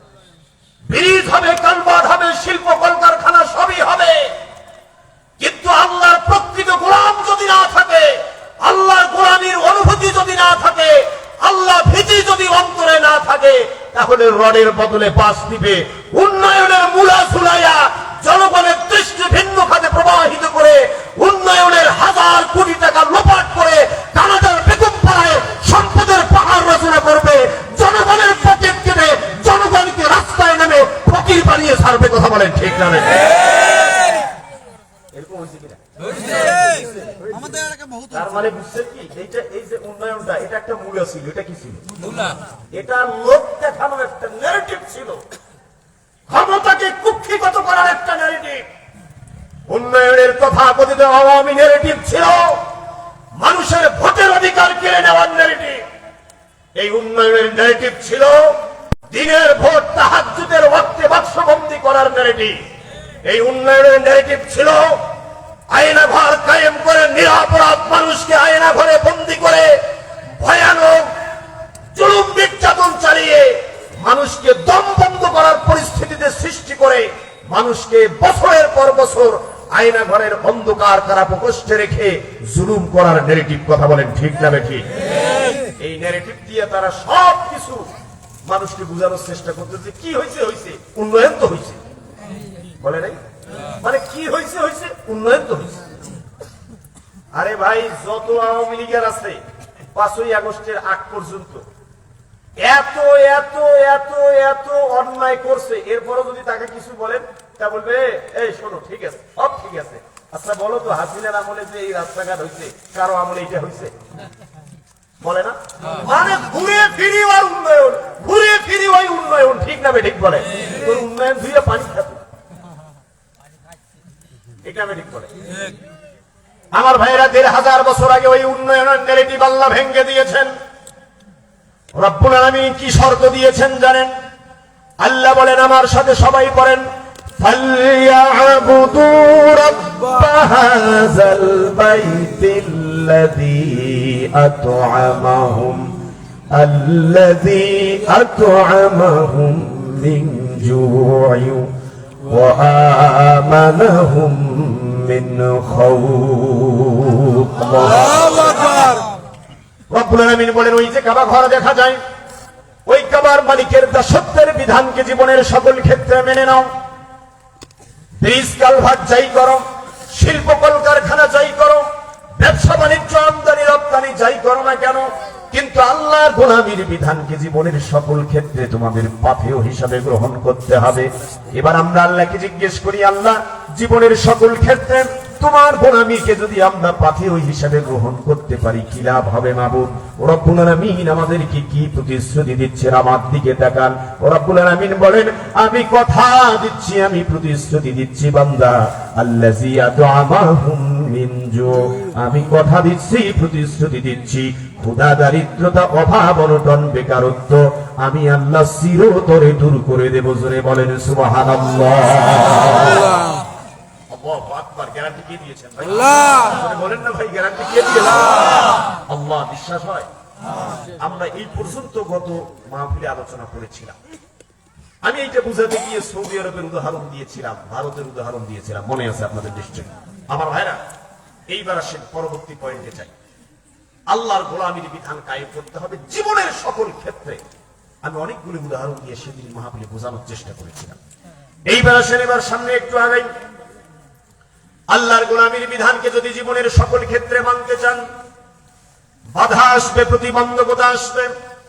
সকল বাধা প্রতিবন্ধকতা মোকাবেলা করে আল্লাহর গোলামীর বিধানকে যদি কায়েম করতে পারেন, বিশ্বাস করেন সত্যিকারের ক্ষুধা দারিদ্রতা মুক্ত বাংলাদেশ সেদিন গঠন হবে। কথা বলেন ঠিক না বেঠিক? আমার ভাইয়ের, আল্লাহর নবী মুসা আলাইহিস সালাম, পয়গম্বর মুসা আলাইহিস সালাম, আল্লাহর নির্দেশে আল্লাহর পয়গম্বর মুসা আলাইহিস সালাম তার সঙ্গী সাথীদের নিয়ে দৌড়াইছেন। পয়গম্বর মুসা আলাইহিস সালাম দৌড়ায় আল্লাহর নির্দেশে সঙ্গী সাথীদের নিয়ে দৌড়াতে একটা পর্যায়ে আল্লাহর পয়গম্বর মুসা আলাইহিস সালাম সমুদ্রের তীরে এসে দাঁড়িয়েছেন। সমুদ্রের তীরে যখন দাঁড়িয়েছেন, সামনে মহাসমুদ্র, যেদিকে দু চোখ যায় পানি আর পানি, ও কুল দরিয়া, কোনো কুল কিনারা নাই। আর পিছনে তাকিয়ে দেখে ফেরাউনের হেলমেট বাহিনী অস্ত্র তাক করে আছে। কথা বলেন ঠিক না বেঠিক? আমার ভাইয়ের, আল্লাহ পয়গম্বর মুসা আলাইহিস সালাম এমন একজন নবী, পয়গম্বর মুসা আলাইহিস সালাম এমন একজন নবী, তার জীবনের শুরু থেকে শেষ পর্যন্ত সমুদ্র তার কোনোদিন পিছু ছাড়ে নাই। কথা বলেন ঠিক না বেঠিক? ওই যে মুসা আলাইহিস সালামের জন্ম হওয়ার সাথে সাথে কি হয়েছিল জানেন? আল্লাহ পয়গম্বর মুসা আলাইহিস সালাম জন্ম হওয়ার সাথে সাথে আল্লাহর নবী মুসা আলাইহিস সালামের নামে গ্রেফতারি পরোয়ানা জারি হয়ে গেছে।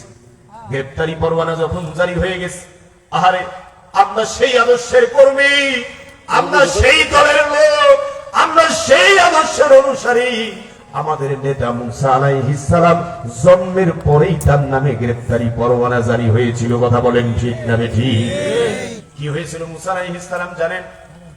মুসা জন্মের পরে তার মা তাকে যথাসাধ্য লুকিয়ে রাখার চেষ্টা করেছে, কিন্তু বয়স যখন 1 মাস, 2 মাস, 3 মাস, আস্তে আস্তে মুসা আলাইহিস সালাম আধো স্বরে কিছু বলা শুরু করেছে। কথা বলেন ঠিক না বেঠিক?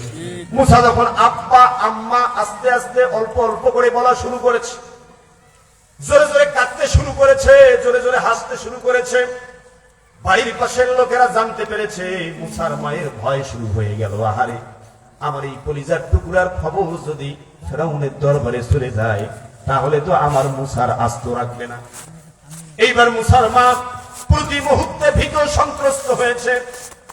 আল্লাহ মুসার মায়ের কাছে জিব্রাইলকে পাঠালেন। জিব্রাইল মুসার মাকে একটা ঐতিহাসিক বার্তা দিলেন। কি বার্তা জানেন?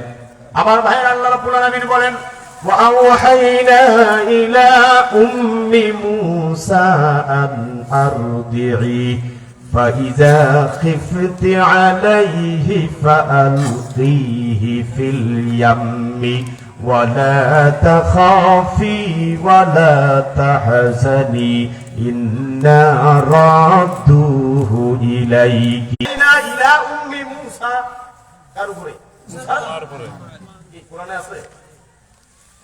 মজার ঘটনা শোনেন। আমরা এতদিন যাবত শুনে এসেছি শুধু পুরুষ মানুষের উপরে ওহী নাজিল হইতো, নবীদের উপরে ওহী নাজিল হইতো, কিন্তু আল্লাহ কালামে পাকের এই আয়াতে কি বলছেন জানেন? আল্লাহ বলছেন, ওয়া আওহাইনা ইলা উম্মি মূসা, আমি মুসার মায়ের প্রতি ওহী নাজিল করলাম। আল্লাহু আকবার। প্রচন্ড বিপদে প্রতি মুহূর্তে মুসার মা যখন শঙ্কিত, তটস্থ, ভীত, সন্ত্রস্ত, আমার আল্লাহ জিব্রাইলকে পাঠিয়ে মুসার মায়ের প্রতি ওহী নাজিল করলেন। কি ওহী নাজিল করলেন? আমরা আল্লাহকে জিজ্ঞেস করি, আল্লাহ মুসার মায়ের প্রতি কি ওহী নাজিল করেছেন? রব্বুল আমিন বলেন, ওয়া আওহাইনা ইলা উম্মি মূসা, আমি মুসার মায়ের প্রতি ওহী নাজিল করে জানালাম, আন আরদিহি, ও মুসার মা, দুধ পান করা যতটুকুন দরকার ততটুকুন করো, এর বেশি করার দরকার নাই। ও মুসার মা, যতটুকু না হলেই নয় ততটুকু দুধ খাওয়াও, বেশি খাওয়ানো তোমার কপালে নাই। ও মুসার মা, বেশি খাওয়ানোর দরকার নাই, অল্পটুকুন খাওয়াইয়ে শেষ করো, এরপরে তোমার কর্তব্য আছে। মুসার মা তড়িঘড়ি করে দুধ পান করা শেষ করলেন। জিব্রাইলকে বললেন, আমার করণীয় কি, আমার কর্তব্য কি? মুসার মা কি এবার আল্লাহ কি জানাচ্ছেন জানেন? আর একজন মায়ের প্রতি এর চেয়ে ভয়ানক নির্দেশনা আর কিচ্ছু হতে পারে না। আল্লাহু আকবার বলেন। মা জননী মুসাকে দুধ পান শেষ করার পরে নির্দেশনার অপেক্ষায় আছেন। ইয়া কি জিব্রাইল, আমার আল্লাহ কি ওহী নাজিল করেছেন, কি নির্দেশনা জারি করেছেন? এবার জিব্রাইল আল্লাহর পক্ষ থেকে কি জানাচ্ছেন জানেন? রব্বুল আলামিন বলেন, ফাইজা খিফতি আলাইহি ফাআলকিহি ফিল ইয়াম্মি ওয়ালা তাখাফি ওয়ালা তাহজানি ইন্না রাদ্দুহু ইলাইকি ওয়া জাইলুহু মিনাল মুরসালিন। আল্লাহু আকবার। আল্লাহ আল্লাহ মুসার মাকে জানালেন, ও মুসার মা, ফাইজা খিফতি আলাইহি ফাআলকিহি ফিল ইয়াম। ও মুসার মা, ভয়ের কোনো কারণ নাই, চিন্তার কোনো কারণ নাই, কান্দাকাটি আর্তনাদ আহাজারি করার কোনো দরকার নাই। তোমার আল্লাহ নির্দেশনা জারি করে দিয়েছেন, একটা বাক্স বানাও, আর বাক্সের ভিতরে কলিজার টুকরা সন্তানকে রাখো, আর আল্লাহর নামে দরিয়ায় সন্তানকে ভাসিয়ে দাও। আচ্ছা বলেন তো, একজন মা কি এর চেয়ে কঠোর কোন নির্দেশনা আর কিছু হতে পারে একজন মায়ের জন্য? না। কিন্তু আল্লাহ আবার প্রতিশ্রুতি দিয়েছেন, ইন্না রাদ্দুহু ইলাইকি ওয়া জাইলুহু মিনাল মুরসালিন।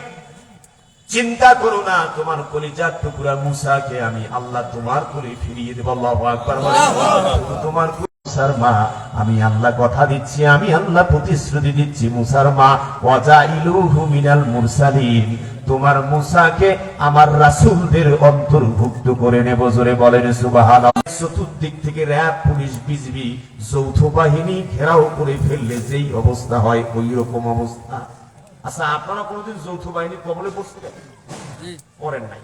পড়ছিলাম। হ্যাঁ, যৌথ বাহিনী আপনাদের এলাকায় ঘেরাও করছিল কোনোদিন?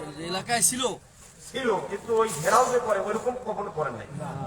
সাতক্ষীরার মানুষকে জিজ্ঞেস করেন যৌথ বাহিনী কাকে বলে, ওদেরকে জিজ্ঞেস করে। এক একটা দেওয়াল আগতদারি কামিল মাদ্রাসা, যে দেখে আগতদারি কামিল মাদ্রাসার দেওয়ালে দেওয়ালে গুলির চিহ্ন এখনো আছে। এই যে বুলডোজার, ধানমন্ডির 32-এ বুলডোজার কর্মসূচি দিয়েছিল না, অনেকে তো আপনারা কান্দাকাটি শুরু করছে, না কামটা ঠিক হয়নি, কামটা ঠিক হয়নি, কি ঠিক না ঠিক? এ ভাই শোনেন, বিপ্লবের পরে বিজয়ী শক্তি যদি পরাজিতকে খাতির করে, তাহলে ওই পরাজিত কি হবে জানেন? ওই পরাজিত একদিন সাপ হয়ে তাকে সবল মারবে। বিপ্লবের নিয়ম হচ্ছে বিজয়ী হবার পরে পরাজিতকে নির্বংশ করে দিতে হবে, এটাই বিপ্লবের কথা। বুঝে গেছে? হ্যাঁ হ্যাঁ, আমার ভাইরা শোনেন, যে অপরাধ সংগঠিত হয়েছে, ওই 32 নম্বর ফেসিবাদের আবির্ভাব, ওই 32-এর সাথে হাজার হাজার শহীদ তরুণীর চোখের পানি মিশে আছে, ওই 32 নম্বরের সাথে লাখো শহীদের রক্ত জড়িয়ে আছে। কথা বলেন ঠিক না? কিসের কান্না আপনার? কিসের সুশীলতা দেখান?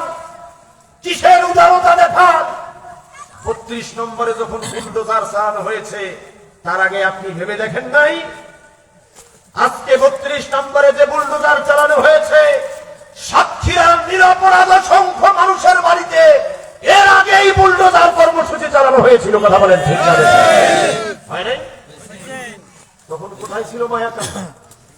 সাতক্ষীরার মানুষ, শহীদ আমিনুরের বাবা, ইসলামী ছাত্র শিবিরের সাতক্ষীরা শহরের তৎকালীন সভাপতি। আরে ভাই, একটা মানুষকে মারার জন্য, ওই যে জুলাইয়ের এক শহীদের মা বলেছিল, আরে একটা মানুষকে মারার জন্য কয়টা গুলির দরকার? কয়টা গুলির দরকার? শহীদ আমিনুরকে গুলি করতে করতে তার পেটের নাড়ি ভুঁড়ি সব বের হয়ে গেছে। অপরাধ কি ছিল ভাই? নিরপরাধ মানুষগুলোকে কি গেছে নিরপরাধ এই মানুষগুলোর উপর দিয়ে আপনি কল্পনা করতে পারবেন না। ওই যে মীর কাসেম আলীর ছেলে, দেখেন নাই আপনারা?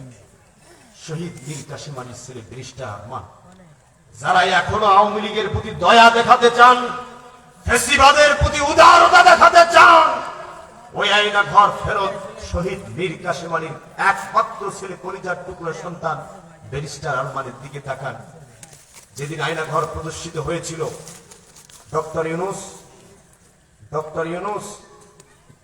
ইউনূস বিদেশি মিডিয়াকে নিয়ে আয়না ঘর পরিদর্শন করেছেন। সেখানে কি ঘটেছে শোনেন। একটা বাচ্চা ছেলে আয়না ঘরে কিন্তু দেওয়ালে হাজার হাজার বন্দির লেখা, মাছ দিত খাবার, আর মাছের কাটা দিয়ে লিখত দেওয়ালে। একটা ছোট বাচ্চা, বয়স তার 14, সেই ছেলেটা আয়না ঘরে লিখতেছে, যেদিন তাকে ওখান থেকে নিয়ে যায় ক্রস ফায়ারের উদ্দেশ্যে আয়না ঘর থেকে, সেদিন 1230তম দিন ছিল তার আয়না ঘরে বন্দী হওয়ার। সে লিখেছে যে 1230 ডেজ ইংরেজি। একটা ছেলের বয়স 14 বছর 15 বছর, তাকে 1230 দিন একটা ঘরের ভিতরে ঢুকে গেছে। আমার ভাইরা, শহীদ মীর কাসেম আলীর সন্তান ব্যারিস্টার আরমান আমার দিকে তাকান। যেদিন ডক্টর ইউনূস আয়নাঘর পরিদর্শন করেছেন, ওই দিন একটা টেলিভিশন চ্যানেলে তার সাক্ষাৎকার প্রকাশ হয়েছিল। তিনি বলেছিলেন, একটা ঘরের ভিতরে আমি 8 বছর ছিলাম। কয় বছর? 8 বছর। আমার দিকে তাকান। ব্যারিস্টার আরমান বলে, এমন এক প্রভাবশালী পরিবারের সন্তান ব্যারিস্টার আরমান। চেনেন আপনারা তার বাবাকে? চেনেন? ইসলামী ব্যাংকের প্রতিষ্ঠাতা তার বাবা, ইবনে সিনার প্রতিষ্ঠাতা তার বাবা, দিগন্ত টিভি, নয়া দিগন্ত পত্রিকার মালিক তার বাবা, ওই যে কেয়ারি সিন্দাবাদ জাহাজ কোম্পানির মালিক তার বাবা। বাংলাদেশের শীর্ষ 10 জন ধনীর মধ্যে একজন ছিল মীর কাসেম আলী, তারই সন্তান। মীর কাসেম আলীকে যেদিন ফাঁসি দেওয়া হবে, তার 2 দিন আগে তার একমাত্র ছেলেটাকে টেনে হেসড়ে বাড়ি থেকে যখন নিয়ে যায়, ছেলেটা বলেছিল যে আমার লুঙ্গি পরা আছে, আমাকে প্যান্টটা পরতে দেয়। তাকে প্যান্ট পরতে দেয় নাই, লুঙ্গি পরিয়ে টেনে হেসড়ে যখন নিয়ে যাচ্ছে, পায়ে স্যান্ডেল নাই, তার ছোট্ট 5 বছরের মেয়েটা স্যান্ডেল নিয়ে পিছনে পিছনে দৌড়ায়।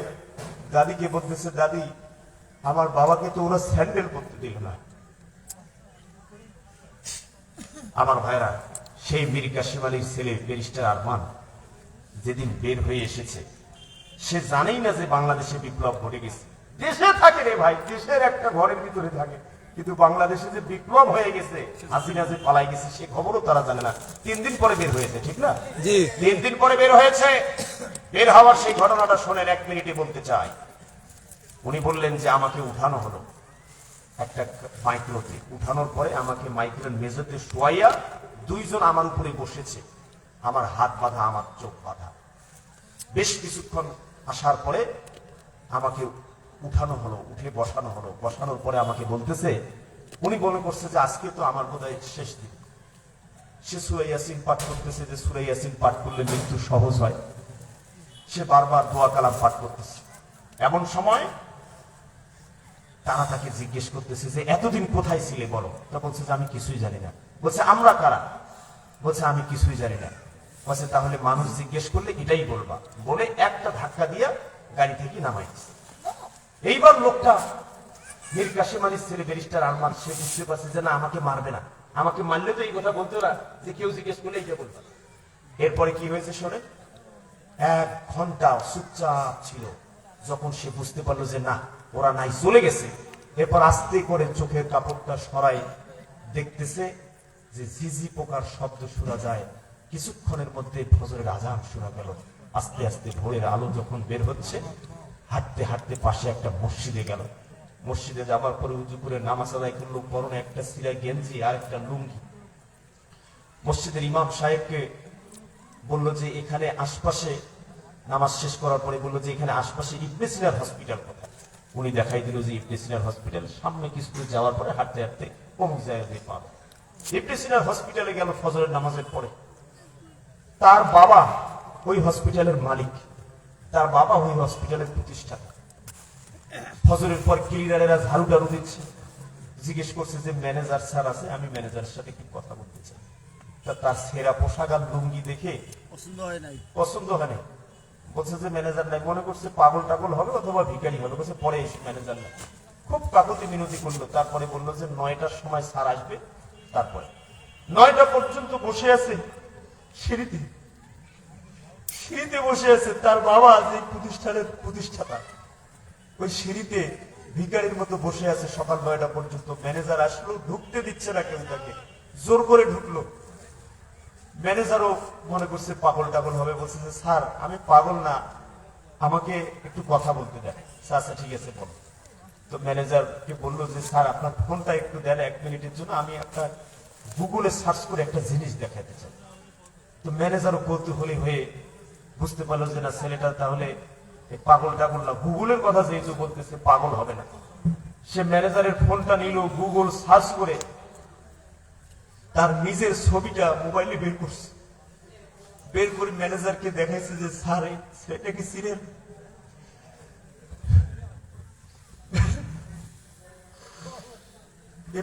ম্যানেজার বুঝতে পারছে যে এটা আমাদের আরমান।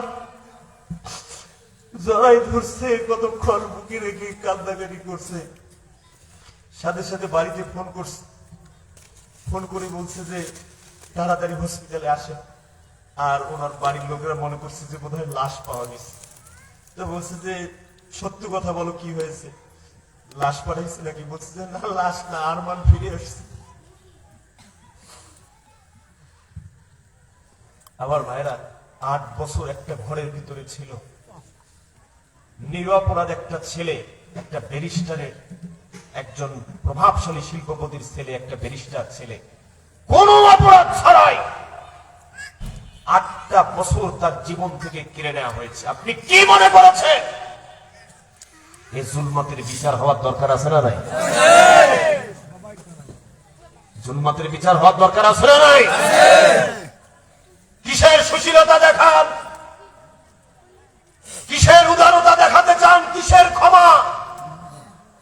আমার নবী বিশ্বনবী মক্কা বিজয়ের পরে ক্ষমা করেছিল, তবে কয়েকজনকে ছাড়া। ঠিক না ঠিক বলে?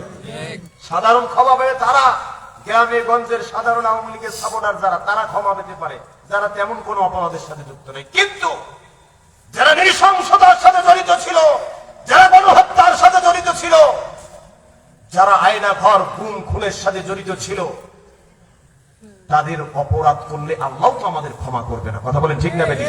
তাদেরকে আমরা ক্ষমা করি আমার ভাইরা। সুতরাং ফ্যাসিবাদের প্রশ্নে কোনো আপোষ নাই। আমি সেদিন মাহফিলে বলেছিলাম, একটা পয়েন্টে আমাদেরকে ঐক্যবদ্ধ হতে হবে। আমাদের মধ্যে রাজনৈতিক মতবিরোধ থাকতে পারে, আমাদের মধ্যে আদর্শগত মাসালাগত শাখা প্রশাখাগত ভিন্নতা থাকতে পারে, কিন্তু ফ্যাসিবাদের প্রশ্নে, জুলুমতন্ত্রের প্রশ্নে, ভারতীয় আধিপত্যবাদের প্রশ্নে, সাম্রাজ্যবাদ দখলদারের বিরুদ্ধে আমাদের সবাইকে ঐক্যবদ্ধ হতে হবে। জীবনের শেষ মুহূর্ত পর্যন্ত আধিপত্যবাদের বিরুদ্ধে লড়াই চালিয়ে যেতে হবে। কারা কারা রাজি আছেন? দুই হাত উঁচু করে আমরা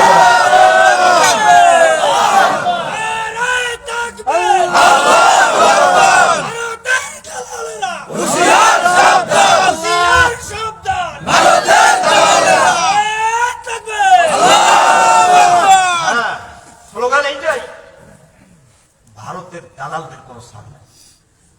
আমার ভাই 15 বছর এই ফেসিবাদকে টিকিয়ে রেখেছে ভারতের দালালেরা। কথা বলেন ঠিক না?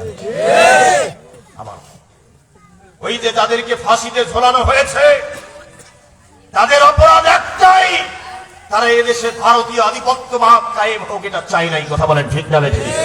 ওই বিএনপির নেতা সালাউদ্দিন কাদের চৌধুরী, বিএনপির লোকজন যারা আছেন, আজকের বিএনপির লোকেরা সালাউদ্দিন কাদের চৌধুরীকে ওন করে কিনা ধারণ করে কিনা আমি জানি না, কিন্তু নেতা ছিল একজন, সালাউদ্দিন কাদের চৌধুরী। তিনি কি বলেছিলেন জানেন? সংসদে দাঁড়িয়ে বলেছিলেন, মাননীয় প্রধানমন্ত্রী ওই আঙ্গুল আমাকে দেখাবেন না। বলছে ওই আঙ্গুল আমাকে দেখাবেন না, ওই আঙ্গুলে আমার রিং পরানোর কথা ছিল।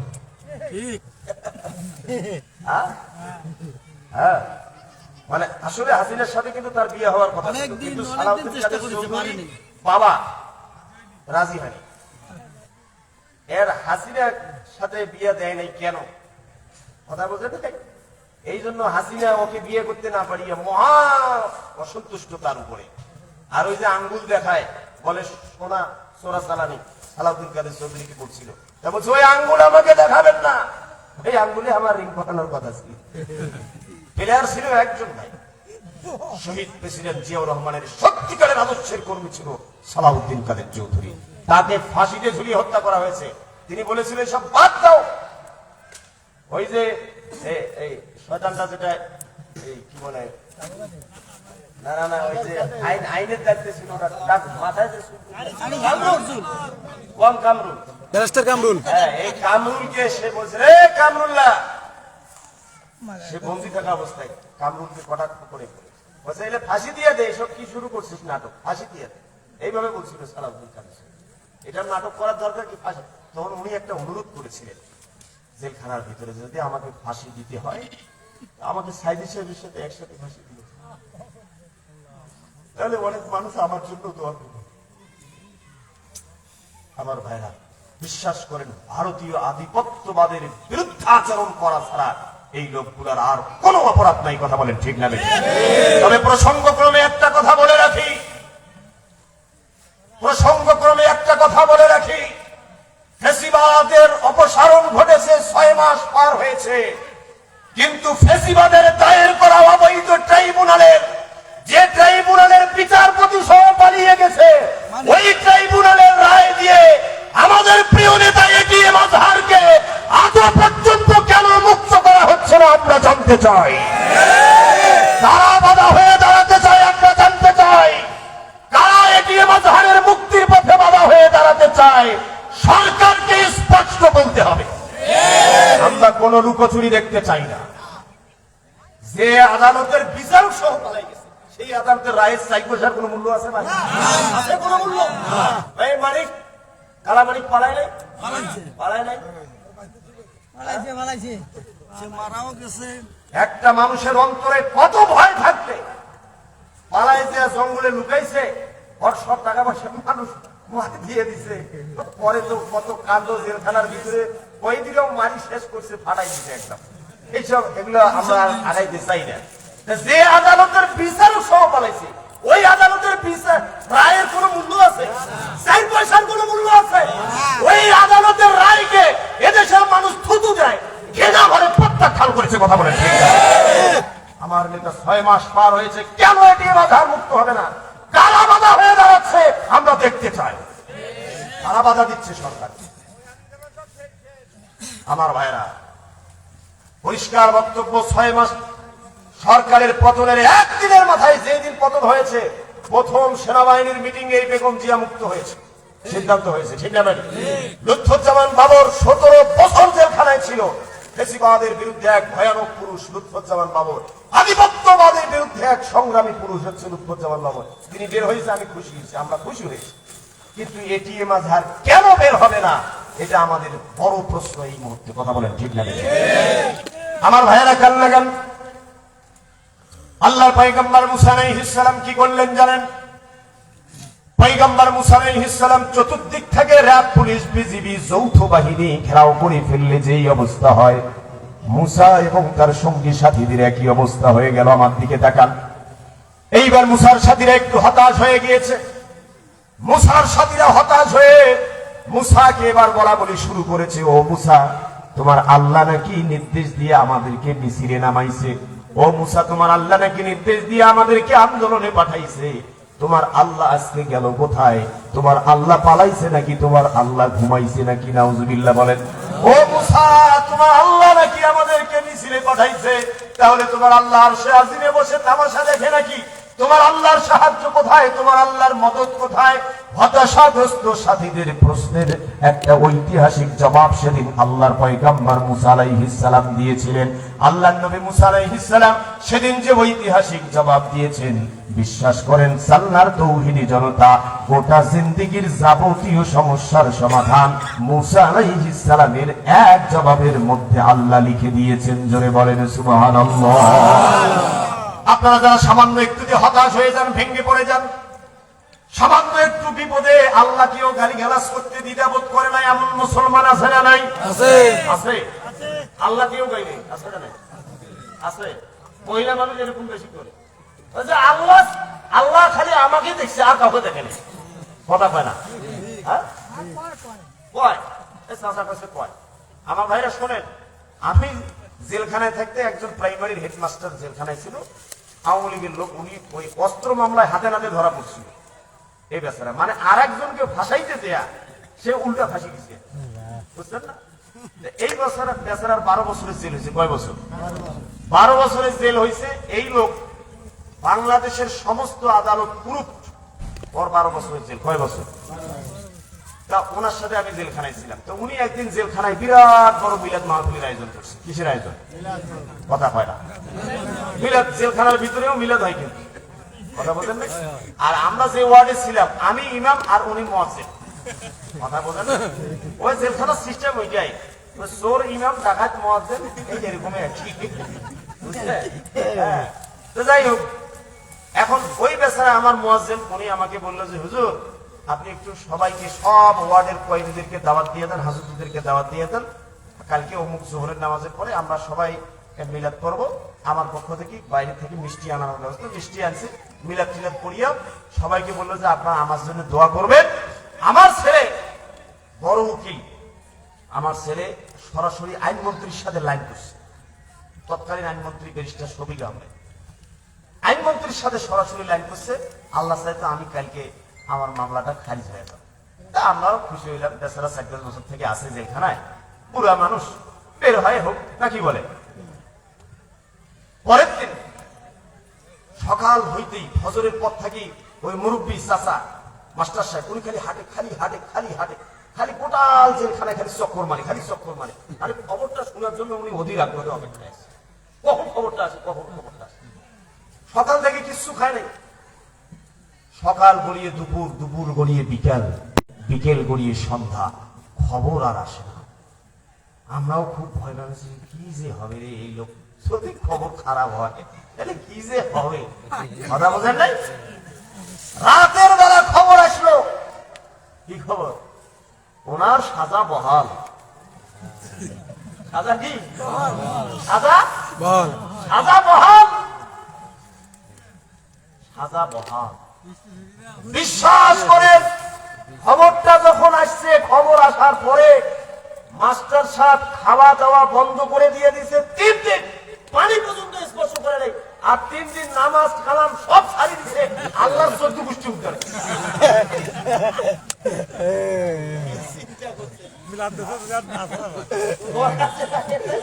আল্লাহকে গালি গালাজ করতে উঠতে বসতে কে নামাজ পড়ে? আল্লাহর কি কোনো জ্ঞান আছে? আল্লাহর কি কোনো, মানে এমন এমন ভাষা আল্লাহর সামনে ব্যবহার করছে, এগুলো বলা যাবে না। আল্লাহর জন্য করিনি। তাহলে এই যে কিছু মানুষ আছে হতাশ হয়ে যায়, অল্পতে আসে না নাই বলে, হতাশ হওয়া যাবে? আবার ভাইয়েরা খেয়াল লাগান, আল্লাহর পয়গম্বর মুসার সাথীরা বিপদ থেকে হতাশ হয়ে গিয়েছিল। চতুর্দিক থেকে যৌথ বাহিনীর মতো যখন ঘেরাও হয়ে গিয়েছিল, চতুর্দিক থেকে আক্রান্ত হয়ে যাবার পরে মুসার সঙ্গী সাথীরাও হতাশ হয়ে গিয়েছিল। হতাশাগ্রস্ত সাথীদের উদ্দেশ্যে আল্লাহর পয়গম্বর মুসা আলাইহিস সালাম সেদিন ঐতিহাসিক ভাষণ দিয়েছিলেন। কি ভাষণ জানেন? রব্বুল আলামিন কালামে পাকের সূরা শুআরার 61, 62, 63 নম্বর আয়াতে আল্লাহ ঘটনা উল্লেখ করেছেন। আল্লাহ বলেন, ক্বালা আসহাবু মুসা ইন্না লামুদরাকুন ক্বালা কাল্লা ইন্না মাইয়া রাব্বী সায়াহদীন। আমার ভাইরা যারা বিপদ আপদ মুসিবতে পড়ে হাউজাস করেন, যারা অভাবে পড়ে, অনটনে পড়ে, দুর্যোগে পড়ে, দুর্ভোগে পড়ে, কান্নাকাটি করেন, আর্তনাদ করেন, হাজারি করেন, তাদের জন্য মুসা আলাইহিস সালামের এই একটা বক্তব্য, পয়গম্বর মুসার একটা বক্তব্য আজকে যদি মনে রাখতে পারেন, আজকের মাহফিল সফল হয়ে যাবে, গোটা জিন্দেগির মোড় আপনার চেঞ্জ হয়ে যাবে। জোরে বলেন সুবহানাল্লাহ। কি বলেছেন মুসা জানেন? পয়গম্বর বললেন, ক্বালা কাল্লা, কখনো নয়, কখনো নয়। এর মানে কি জানেন? যারা আরবি ব্যাকরণ বোঝেন তারা বুঝতে পারবেন সহজে। পয়গম্বর বললেন, ক্বালা কাল্লা, কখনো নয়, তোমরা যা ভাবছো তা নয়। মানে আমার আল্লাহ আমাদেরকে বেকায়দায় রেখে পালিয়ে যায় না, আমাদের আল্লাহ আমাদেরকে মুসিবতে রেখে কোথাও যায় না, আমাদের আল্লাহ আমাদেরকে র‍্যাব, পুলিশ, বিজিবি দিয়ে আক্রান্ত করে, আমাদেরকে আঘাত করে, আমাদেরকে শহীদ করে, আমাদেরকে বিপদে ফেলায় রেখে আমাদের আল্লাহ তামাশা দেখে না। রব্বুল আলামিন এবার পয়গম্বর মুসা যখন এভাবে বলেছে, মুসার সাথীরা বলছে, তাহলে তোমার আল্লাহ গেল কোথায়? তোমার আল্লাহর সাহায্য কোথায়? এবার মুসা আলাইহিস সালাম সাথীদেরকে কি বলতেছেন জানেন? মুসা আলাইহিস সালাম সাথীদেরকে বলতেছেন, ইন্না মাইয়া রব্বি সায়াহদিন, ইন্না মাইয়া রব্বি সায়াহদিন। মুসা আলাইহিস সালাম সাথীদেরকে বলতেছে, আমাদের আল্লাহ কোথাও যায় নাই রে, আমাদের আল্লাহ কোথাও যায় নাই, আমাদের আল্লাহ আমাদের সাথেই আছেন। আল্লাহ সায়াহদিন, তিনি শীঘ্রই আমাদেরকে পথ দেখাবেন। আল্লাহু আকবার বলেন। আলোচনা যদি এই পর্যন্ত বুঝে থাকেন তাহলে আমাকে বলেন তো ভাই, মুসা আলাইহিস সালাম কার উপরে ভরসা করেছে? আল্লাহ। কার কাছে মাথা নত করেছে? আল্লাহ।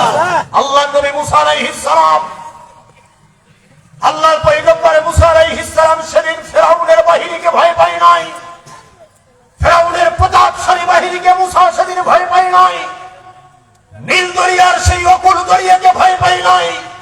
আল্লাহর পয়গম্বর মুসা আলাইহিস সালাম পৃথিবীর কোন পরাশক্তিকে সেদিন ভয় পায় নাই, শুধুমাত্র আল্লাহর গোলামীর কাছে মাথা নত করেছে।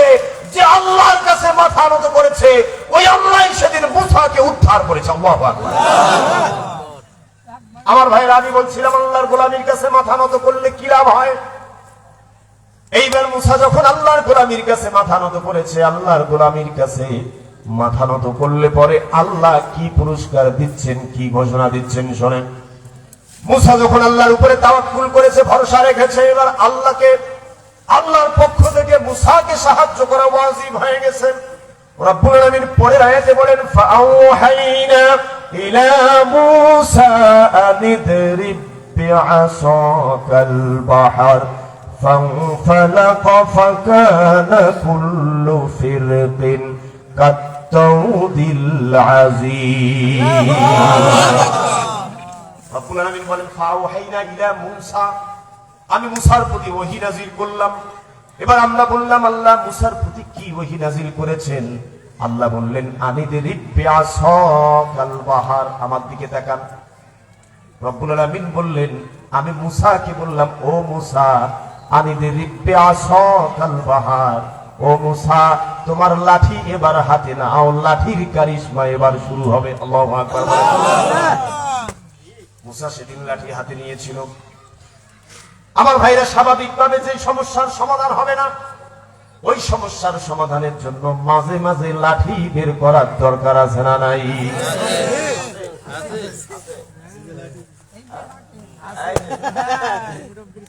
আরে ভাই, হাসিনার সমস্যার সমাধানও লাঠির মাথায় হয়েছে, কথা কয় না? এবার আল্লাহর পয়গম্বর মুসা আলাইহিস সালাম লাঠি হাতে নিয়েছেন। লাঠি হাতে নেওয়ার পরে আল্লাহ এবার মুসাকে নির্দেশ দিলেন, ও মুসা। মুসা এবার আল্লাহকে বলে, আল্লাহ কোথায় আঘাত করতে হবে, কার মাথায় বাড়ি দিতে হবে, লাঠি দিয়ে কি করতে হবে? আল্লাহ বলে, মুসা কারো মাথায় লাঠি মারতে হবে না, কারো মাথায় আঘাত করতে হবে না, আঘাত করতে হবে সমুদ্রে। আঘাত করতে হবে কোথায়?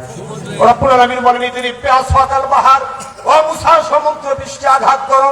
ও মুসা, সমুদ্র পৃষ্ঠে আঘাত করার দায়িত্ব তুমি মুসার, আর সমুদ্র পৃষ্ঠে 12টা রাস্তা তৈরি করে দেওয়ার দায়িত্ব আমি আল্লাহ।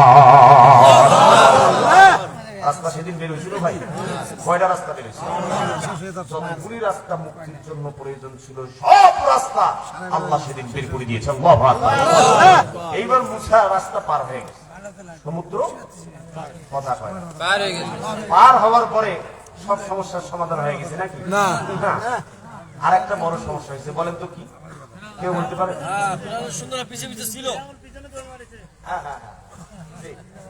মুসা চিন্তা করলো, কি রে, এই রাস্তা দিয়ে তো আমি এসেছিলাম, এখন হয়তো চলে এসেছি। এইবার মুসা কি শুরু করছে জানেন? লাঠি দিয়া মুসা খালি সমানে বাড়ি মারে, সমানে বাড়ি মারে, সমানে বাড়ি। রাস্তা বন্ধ হয় না। রাস্তা বন্ধ হয়েছে কারণটা কি? আল্লাহর হুকুম হয় না। আল্লাহর হুকুম। আমার ভাইয়েরা, মজার ঘটনা শোনেন। লাঠি আপনি বের করবেন যখন আপনার উপর থেকে নির্দেশনা আসবে, তখন যদি লাঠি বের করেন তখন লাঠি দিয়া কাজ হবে। কিন্তু নির্দেশনা ছাড়া লাঠি বের করলে লাঠি দিয়া নিজেই বিপদে পড়া লাগবে। কথা বলেন ঠিক না বেঠিক? কি কথা ঠিক আছে? তখন তখন লাঠি বের করলে লাঠি নিজের বিপদের কারণ হতে পারে। কথা ঠিক?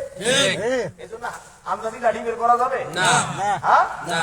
যত বিপদ আসুক ধৈর্য ধরে থাকবেন, যখন আমি সাহেব নির্দেশ দিবে যে এই বের করো লাঠি, তখন আমি বলবেন, ঠিক আছে?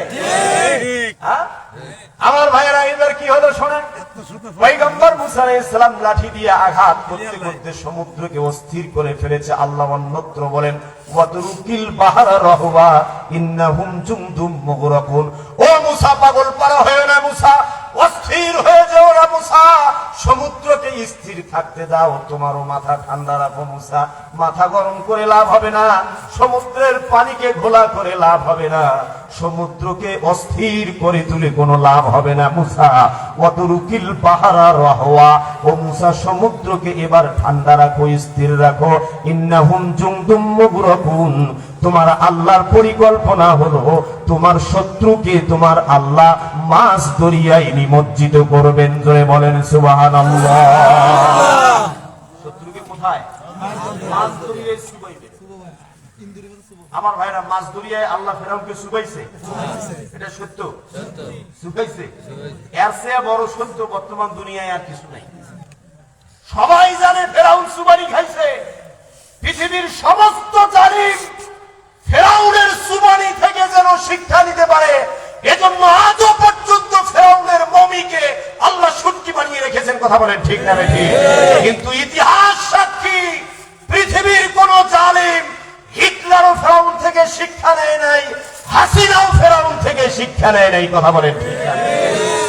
হিটলার থেকে শুরু করে হাসিনা পর্যন্ত কোন জালিম শিক্ষা নেয় না। জানে সবাই, জানে সবাই, কিন্তু শিক্ষা কেউ নেয় না। কথা বলে ঠিক না ঠিক? শোনেন, অহংকার করবেন না। অনেকে আবার ইদানিং নতুন শুরু করছে, ইদানিং আবার নতুন শুরু করছে। হ্যাঁ শোনেন না, আরো কাহিনী আছে, কথা তো অনেক। অনেকে ইদানিং নতুন শুরু করছেন। শোনেন, মাজলুম থাকেন, জালিম হইয়েন না। সঠিক, এটা ঠিক। ঠিক। মাজলুম থাকেন, এই অবস্থায় যদি আল্লাহর কাছে যান, আল্লাহ আপনাকে মর্যাদা দিবে। মাজলুম অবস্থায় গেলে আল্লাহর কাছে সম্মান বেশি না কম? আর মাজলুম দোয়া করলে কবুল করেন কে? বলেন। মাজলুম আর আল্লাহর মধ্যে কোনো পর্দা থাকে না? থাকে না। কিন্তু মাজলুম ছিলেন তাই বলি এবার জালিম হবেন, এটা হবে না? হবে না। একটা মারাত্মক কথা শুনে, আমি কোন বিশেষ দলের নাম উল্লেখ করতে চাই না, সমস্ত দল। কারণ ভবিষ্যতে কে ক্ষমতায় যাবে আমরা তো কেউ জানি না। জানি? কেউ জানি? স্পষ্ট বার্তা, হাসিনার মতো প্রভাবশালী প্রতাপশালী দাম্ভিক সাইকোপাথ মহিলা খুনের নেশায় মত্ত হয়েছিল, সেও তার গদিকে টিকে রাখতে পারে নাই। তোমরা কোন সার, তোমরাও পারবা না। পৃথিবীর কোন জালেম তার ক্ষমতাকে কুক্ষিগত করতে পারে নাই, ভবিষ্যতেও পারবে না। কথা বলে মাস্তানি দেখাবেন না, চোখ রাঙ্গানি আমাদেরকে দেখাবেন। ওই চোখ রাঙ্গানি উপেক্ষা করেই আমরা এই পর্যায়ে এসেছি। ওই মস্তানি উপেক্ষা করে, ওই প্রতিবন্ধকতা উপেক্ষা করেই আমরা এই পর্যন্ত এসেছি। কাকে চোখ রাঙ্গানি দেখাও? কাকে? ওই চেতনা আবার বিক্রি করা শুরু করবেন না। ওই চেতনা ইনভ্যালিড হয়ে গেছে। ওই চেতনা আর খায় না মানুষ, খায় না। ওই চেতনা খায় খায় না, বস্তা পচা চেতনা আর খায় না। ৭১ আমাদের গর্বের, কিন্তু ৭১ বিক্রি করার জিনিস নয়। কথা কইতে হবে। নতুন করে ২৪কে বিক্রি করবেন, হবে না। এই বিক্রি করার চেতনা, বিক্রি করার রাজনীতি বাংলাদেশে আর মানুষ খাবে না। কথা বলেন ঠিক না? আপনি মাজলুম ছিলেন, জালিম হবেন না। হইলে ওই ফেরাউন থেকে শিক্ষা নিতে হবে, হাসিনা থেকে শিক্ষা নিতে হবে। কথা বলেন ঠিক না? আমার ভাইরা, আমার একজন দায়িত্বশীল, আমি তখন ছাত্র, উনি এক বৈঠকে, তার বিয়েতে বৈঠকে উনি একটা ভাষণ দিয়েছিলেন। কথাটা আমার অনেকদিন মনে ছিল। উনি বলছিল যে এমন একদিন আসবে, মানুষ একজন যদি আর একজনকে বলে এই আওয়ামী লীগ, তখন মানুষ অস্বীকার করবে, আমি আওয়ামী লীগ না, আমার বংশে কেউ আওয়ামী লীগ মানে অস্বীকার করবে, মানে আওয়ামী লীগ শব্দটা গালি হয়ে যাবে। ঠিক না ঠিক? উনি ওই কথাটা বলছিল আজ থেকে ১৬-১৭ বছর আগে। আমি তখন অবাক হয়েছিলাম। আমি বলছি এটাও কি সম্ভব? সম্ভব না, আমি বিশ্বাস করি নাই। আচ্ছা বলেন তো, এখন কেউ আওয়ামী লীগ হিসাবে স্বীকার করতে চায়? কোন যুগ আসলে ভাই আমার ভাইরা? সুতরাং জালিম থেকে শিক্ষা গ্রহণ করতে হবে, জালিমের পতন থেকে শিক্ষা গ্রহণ করতে হবে। দাম্ভিক হবেন না, অহংকারী হবেন না। হ্যাঁ, এই আন্দোলনে আপনার অবদান থাকতে পারে। কার অবদান নাই এই আন্দোলনে? বলেন। ছাত্র, কৃষক, শ্রমিক, জনতা, সর্বস্তরের সম্ভব হয়েছে। কথা বলেন ঠিক না বেঠিক? আমরা আমাদের প্রিয় নেতা বলেছেন এই আন্দোলনে কোনো মাস্টার মাইন্ড নাই, এই আন্দোলনের মাস্টার মাইন্ড হচ্ছে আন্দোলনের শহীদেরা। কথা বলেন ঠিক না বেঠিক? শহীদের রক্তের উপরে বিজয় এসেছে। সুতরাং আন্দোলন কারো একার বাপের নয়, এই আন্দোলনে আমাদের সবার পার্টিসিপেশন আছে, সবার অংশগ্রহণ আছে। কথা বলেন ঠিক না বেঠিক? দাম্ভিকতা দেখাবেন না। আমার ভাইয়েরা, বিজয়ীদের উদ্দেশ্যে একটা মারাত্মক মেসেজ। যারা বিজয়ী হবে, বিজয় যদি তাদেরকে দাম্ভিক করে তোলে, অহংকারী করে তোলে, তাহলে কারো পরিণতি ভালো হবে না। আল্লাহর বান্দা আব্দুল্লাহ ইবনে মুবারক রাহমাতুল্লাহ আলাইহি একদিন তুরস্কে সফরে গিয়েছিলেন। যুদ্ধের দামামা বেজে উঠেছে। মারাত্মক ঘটনা, কান লাগিয়ে শোনেন। বিএনপির লোক যারা আছেন, জামাত ইসলামীর লোক যারা আছেন, বিশেষ করে এই দুই দলের লোক কান খুলে শোনেন, মারাত্মক কথা। আল্লাহর বান্দা আব্দুল্লাহ ইবনে মুবারক রাহমাতুল্লাহ আলাইহি প্রখ্যাত একজন দার্শনিক ছিলেন, প্রখ্যাত একজন কবি ছিলেন। আব্দুল্লাহ ইবনে মুবারক রাহমাতুল্লাহ আলাইহি তুরস্কে সফরে গিয়েছিলেন। আব্দুল্লাহ ইবনে মুবারক রাহমাতুল্লাহ আলাইহি পৃথিবীর অনেক দেশ সফর করেছিলেন। যুদ্ধের দামামা বেজে উঠল। যুদ্ধের দামামা যখন বেজে উঠেছে, আল্লাহর বান্দা আব্দুল্লাহ ইবনে মুবারক রাহমাতুল্লাহ আলাইহি ঘরে বসে থাকতে পারলেন না, যুদ্ধের ময়দানে ছুটে গেলেন। যুদ্ধের ময়দানে যাবার পরে দেখলেন যুদ্ধ শুরু হয়েছে মাত্র। এমন সময় রোমান সম্রাটের প্রতিনিধি, সেই রোমান কমান্ডার, পৃথিবী কাঁপানো সেই রোমান কমান্ডার এবার উঁচু টিলার উপরে দাঁড়িয়ে মুসলমানদের উদ্দেশ্যে একটা ভাষণ দিয়েছে। কি ভাষণ জানেন? বলে, তোমাদের সাথে যুদ্ধ হবে না, আগে মল্ল যুদ্ধ হবে। 1 to 1 কি 1 to 1 যুদ্ধ হবে।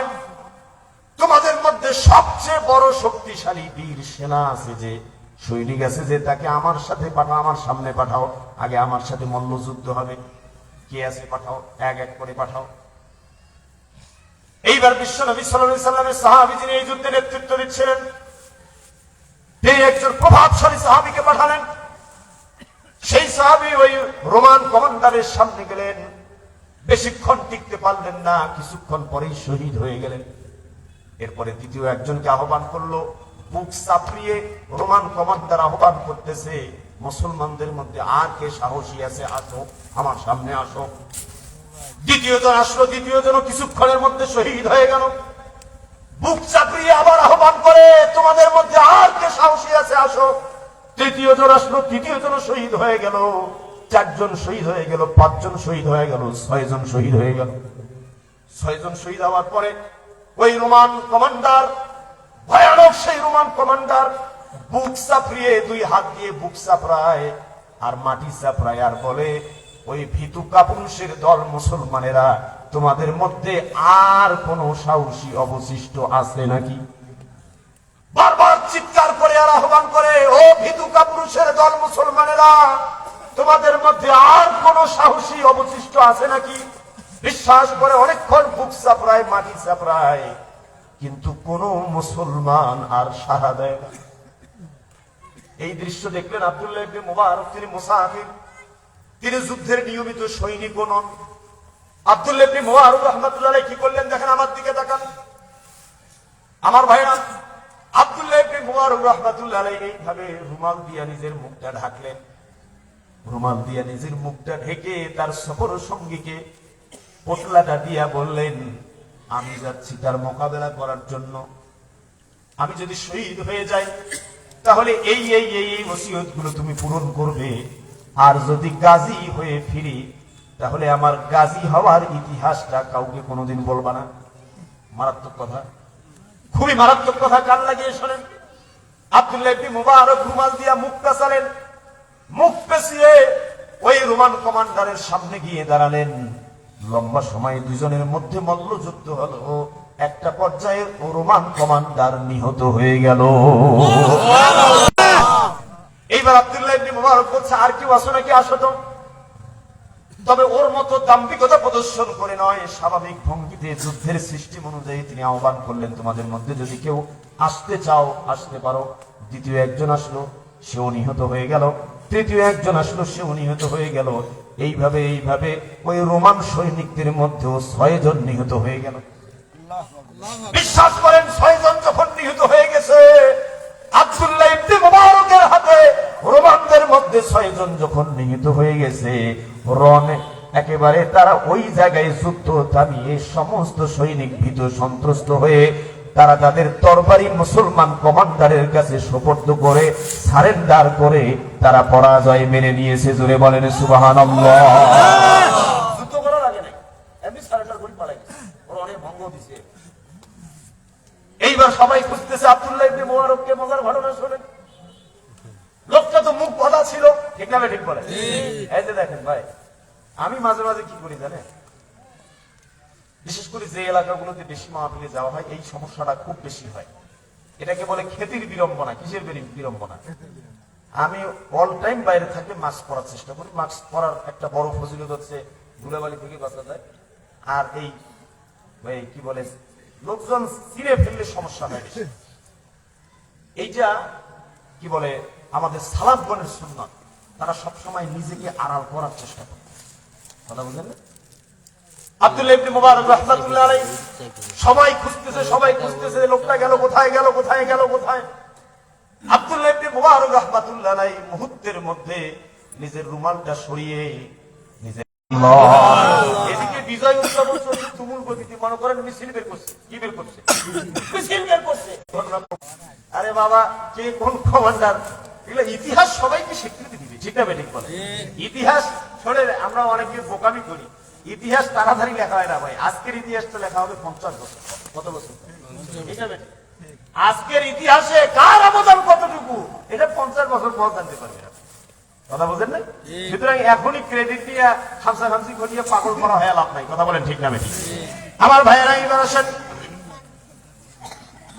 আল্লাহর পয়গম্বর মুসা আলাইহিস সালামকে সেদিন যে আল্লাহ উদ্ধার করেছেন, ওই আল্লাহ এখনো আছে না নাই? ওই আল্লাহর গোলামীর কাছে যদি আমরা মাথা নত করতে পারি, তাহলে আল্লাহ যেভাবে মুসাকে যাবতীয় সংকটের হাত থেকে সেদিন উদ্ধার করেছেন, আমরা বিশ্বাস করি ওই আল্লাহ আজও প্রিয় মাতৃভূমিকে সব ধরনের ক্ষুধা, দারিদ্রতা এবং সংকটের হাত থেকে মুক্ত করবেন। কথা বলেন ঠিক না বেঠি? এইবার আরেকটা কর্মসূচির কথা 5 মিনিটে বলে আলোচনা শেষ করতে চাই। কান লাগান। আল্লাহর আরেকজন নবী ইউসুফ আলাইহিস সালাম, পয়গম্বর ইউসুফ আলাইহিস সালাম মিথ্যা ধর্ষণের মামলায় 10 বছর কারারুদ্ধ হয়েছিলেন। কথা বলেন ঠিক না বেঠি? আর ইউসুফ আলাইহিস সালামের ওই ঘটনা আমি যতবার জেলখানায় গেছি, বিশ্বাস করেন প্রত্যেকবার জেলে থেকে বারবার শুধু সূরা ইউসুফ পড়তে মন চায়, শুধু সূরা ইউসুফ পড়তে মন চায়। আমাকে আমার পূর্বের একজন দায়িত্বশীল বলেছিল, জেলখানায় যতদিন থাকবেন সূরা ইউসুফটা বারবার পাঠ করবেন। বিশ্বাস করেন আমি যতবার জেলখানায় গেছি বারবার সূরা ইউসুফ, বারবার সূরা ইউসুফের তাফসীর পড়ি। আহারে মনে হয় সবকিছুই সহজ। আল্লাহর একজন নবী একজন সরলময়ী নারীর মিথ্যা দায়ের করা ধর্ষণের মামলায় যেভাবে আল্লাহর কোরআনের পাখি আল্লামা সাঈদী সহ নিরপরাধ উলামায়ে কেরাম মিথ্যা নারী নির্যাতন আর ধর্ষণের মামলায় বছরের পর বছর কারারুদ্ধ হয়েছিলেন, একইভাবে আল্লাহর পয়গম্বর ইউসুফ আলাইহিস সালাম মিথ্যা ধর্ষণের মামলায় কারারুদ্ধ হয়েছিলেন। 10 বছর পরে তিনি বেকসুর খালাস পেলেন। পয়গম্বর ইউসুফ আলাইহিস সালাম 10 বছর ধরে মিথ্যা মামলায় জেলখানায় আছেন। যখন মিশরের বাদশা ঠিক স্বপ্ন দেখতেছে, ঠিক তখন কি স্বপ্ন দেখতেছে? আমার ভাইরা, এই যে মারাত্মক একটা কথা, কান লাগান। পয়গম্বর জেলখানায় আছেন, যখন মিশরের বাদশা স্বপ্ন দেখতেছে, ঠিক তখন কি স্বপ্ন জানেন? ভয়ানক এক দুর্ভিক্ষ মিশরকে খেয়ে ফেলতেছে। কথা বলেন ঠিক না ঠিক? ওই স্বপ্নের ব্যাখ্যাও দিয়েছেন ইউসুফ আলাইহিস সালাম। ইউসুফ জেলখানা থেকে মুক্ত হলেন, বেকসুর খালাস প্রাপ্ত হলেন। এইবার ইউসুফ আলাইহিস সালাম মিশরের বাদশা ইউসুফকে রাজ দরবারে ডেকে পাঠালেন। আমার ভাইরা কান লাগান। ইউসুফকে যখন রাজ দরবারে ডেকে পাঠালেন, মিশরের বাদশা ইউসুফকে ডাকার পরে বললেন, ও ইউসুফ, তুমি সত্যবাদী, তুমি আমানতদার, তুমি যোগ্য লোক। ইন্নাহু হাফিজুন আলিম, তোমার চাইতে যোগ্য লোক এই সমাজে আর একটাও নাই, আমি স্বীকৃতি দিচ্ছি। আমার ভাইরা কান লাগান। বিশ্বাস করেন, শহীদ মাওলানা মতিউর রহমান নিজামী, শহীদ আলী আহসান মোহাম্মদ মুজাহিদ, তাদের শত্রুরাও তাদেরকে বলতে বাধ্য হয়েছে যে তারা তাদের মন্ত্রিত্বের যতদিন মন্ত্রী ছিল, তারা মন্ত্রণালয় পরিচালনাকালীন 2 টাকার দুর্নীতি তাদের বিরুদ্ধে কেউ অভিযোগ করতে পারে নাই। কথা বলেন ঠিক না ঠিক? শত্রুরা পর্যন্ত এটা স্বীকার করে। আপনি নিজামীকে, শহীদ নিজামীকে রাজাকার বলতে পারেন, আপনি শহীদ আলী আহসান মোহাম্মদ মুজাহিদকে রাজাকার বলতে পারেন, কিন্তু বিশ্বাস করেন নিজামী আর মুজাহিদ 2 টাকা দুর্নীতি করছে তার শত্রুরাও এই অভিযোগ আনতে পারে না। এই কথা বলেন ঠিক না ঠিক? এটাই নবী আলাইহিস সালামগণের বৈশিষ্ট্য এবং নবীর উত্তরসূরিদের বৈশিষ্ট্য এটাই। শত্রুরা পর্যন্ত স্বীকার করতে বাধ্য হবে। যেমন আমার নবী, প্রিয় নবী, বিশ্ব নবীকে তার শত্রুরা পর্যন্ত বলছিল তুমি আল আমিন আস-সাদিক, তোমার সে আমানতদার আর কেউ নাই। কথা বলেন ঠিক না ঠিক? আমার ভাইরা ইউসুফ আলাইহিস সালামকে মিশরের বাদশা স্বীকৃতি দিয়ে বললেন ইন্নাহু হাফিজুন আলিম, তুমি আমানতদার এবং তুমি যোগ্য লোক। তোমার চাইতে বেশি আমানতদার, তোমার চাইতে বেশি যোগ্য লোক মিশরে আর একটাও নাই।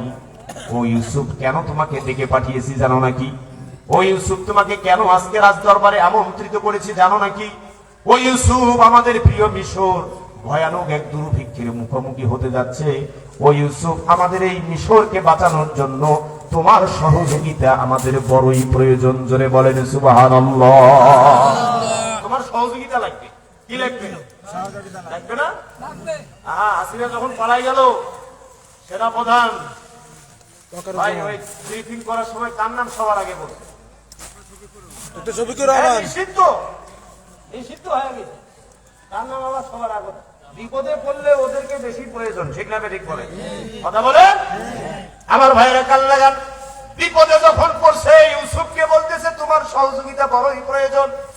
এইবার ইউসুফ আলাইহিস সালাম মারাত্মক এক পলিটিক্স করেছেন। দেখেন, আহারে নবী আলাইহিস সালাম, আমি আজও পর্যন্ত চিন্তা ভাবনা করে কুল কিনারা পাই না ইউসুফের মতো মানুষ কিভাবে এইরকম পলিটিক্স করছিল সেই দিন।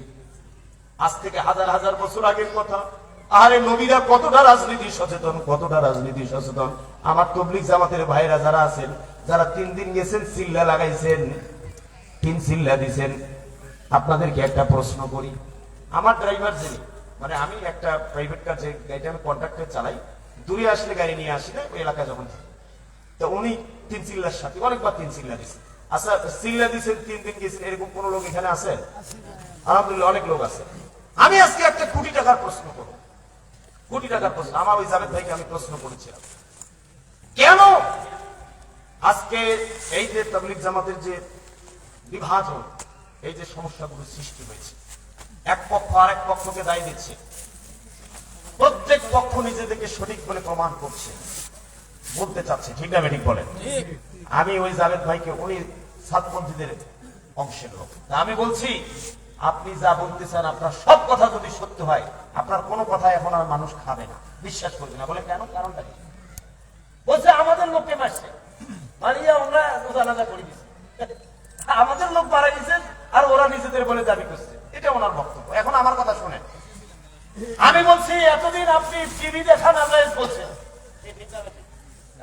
প্রশ্ন শোনেন, আপনি এতদিন পত্র পত্রিকা পড়া নাজায়েজ বলছেন, আপনি এতদিন বাজারে যাওয়া নাজায়েজ বলছেন, আপনি এতদিন এই খোঁজ খবর নেওয়া সব নাজায়েজ ছিল আপনার কাছে, আর এখন আপনি মিডিয়ায় সত্য কথাটা প্রকাশ করবেন এরকম একটা লোক আপনি খুঁজে পাচ্ছেন না। কথা বলেন ঠিক না?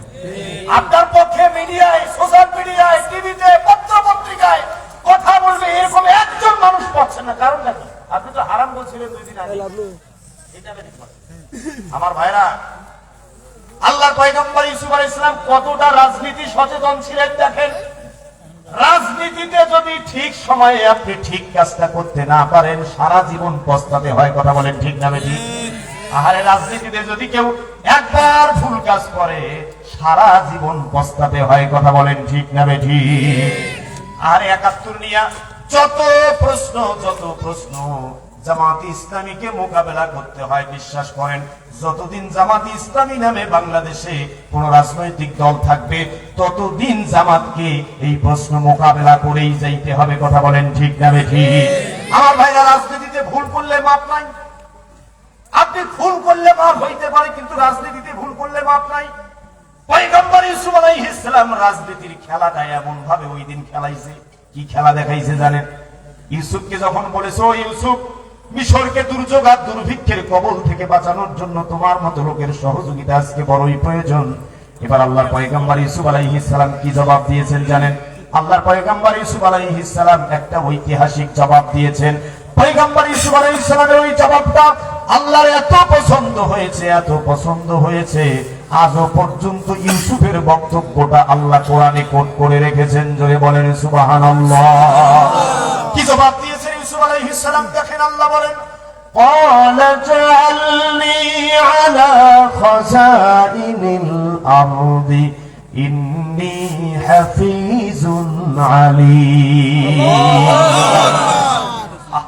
আল্লাহ পয়গম্বর বললেন আমি সব ধরনের সহযোগিতা করতে রাজি আছি দেশকে বাঁচানোর জন্য, দেশের সংস্কারের জন্য। কিসের জন্য?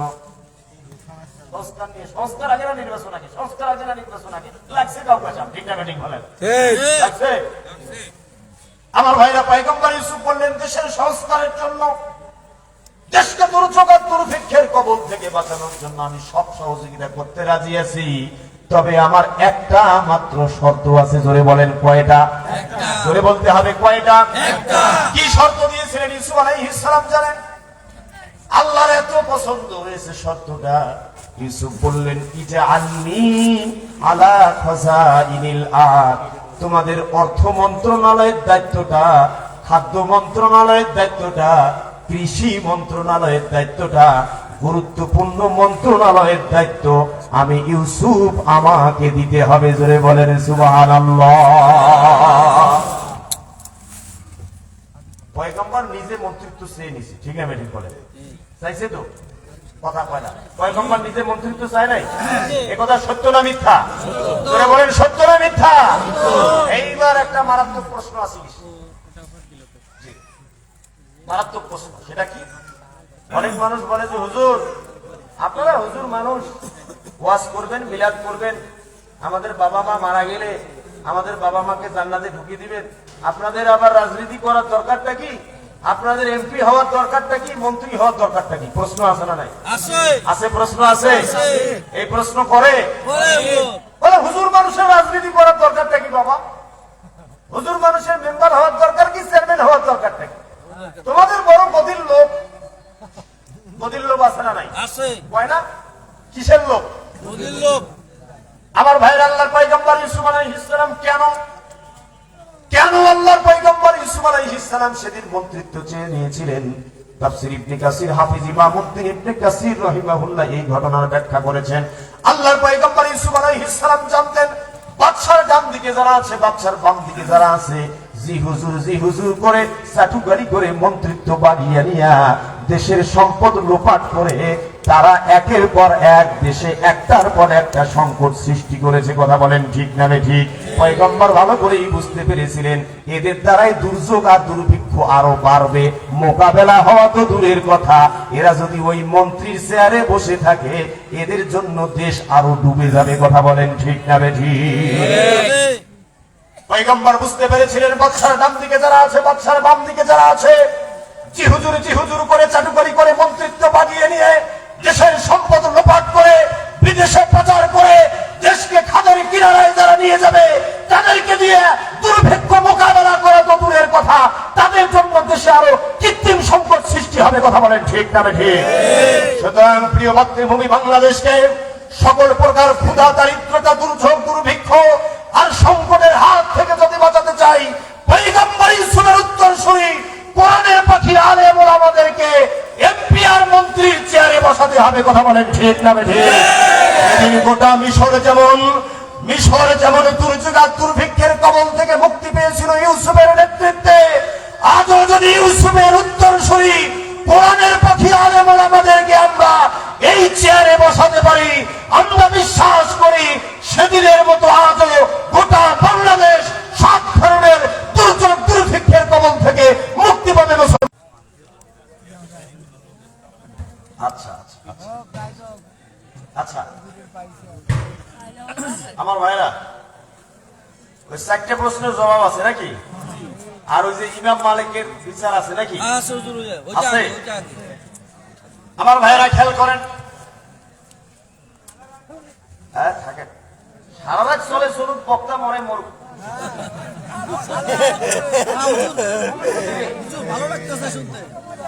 ইমাম মালিক রহমাতুল্লাহ আলাইহি কি করলেন? আচ্ছা ঘটনাটা বলি, আর একটু পরে বলাই লাগবে যে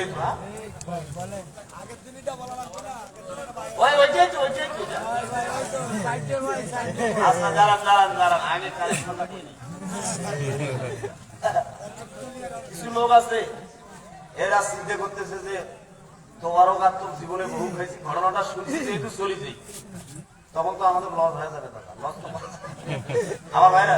আমি একেবারে শেষ পর্যায়ে চলে এসেছি, শোনেন। ইমাম মালিক রহমাতুল্লাহ আলাইহির বিচারের সেই ঐতিহাসিক রায় জানার দরকার আছে না নাই? আছে, জানার দরকার আছে।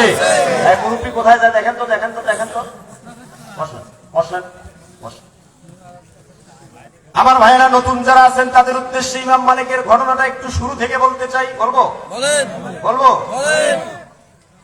ইমাম মালিক যখন মদিনার প্রধান বিচারপতি, মদিনা থেকে 250 কিলোমিটার দূরে একটা আশ্চর্যজনক ঘটনা ঘটেছে। একটা মফস্বল এলাকায় মারাত্মক একটা ঘটনা ঘটেছে। একজন মহিলা, পর্দানিশীন পরহেজগার মহিলার ইন্তেকাল হয়েছে। মা বোনেরা কান লাগান, পর্দানিশীন পরহেজগার মহিলার ইন্তেকাল হয়েছে। ইন্তেকালের সাথে সাথে পাশের গ্রামের গোসল করানোর কাজে এক্সপার্ট একজন মহিলাকে ডাক দেওয়া হলো গোসল করানোর জন্য। মহিলা গোসল করাতে এসেছেন, আল্লাহর নামে বিসমিল্লাহ বলে গোসল করানো শুরু করেছেন।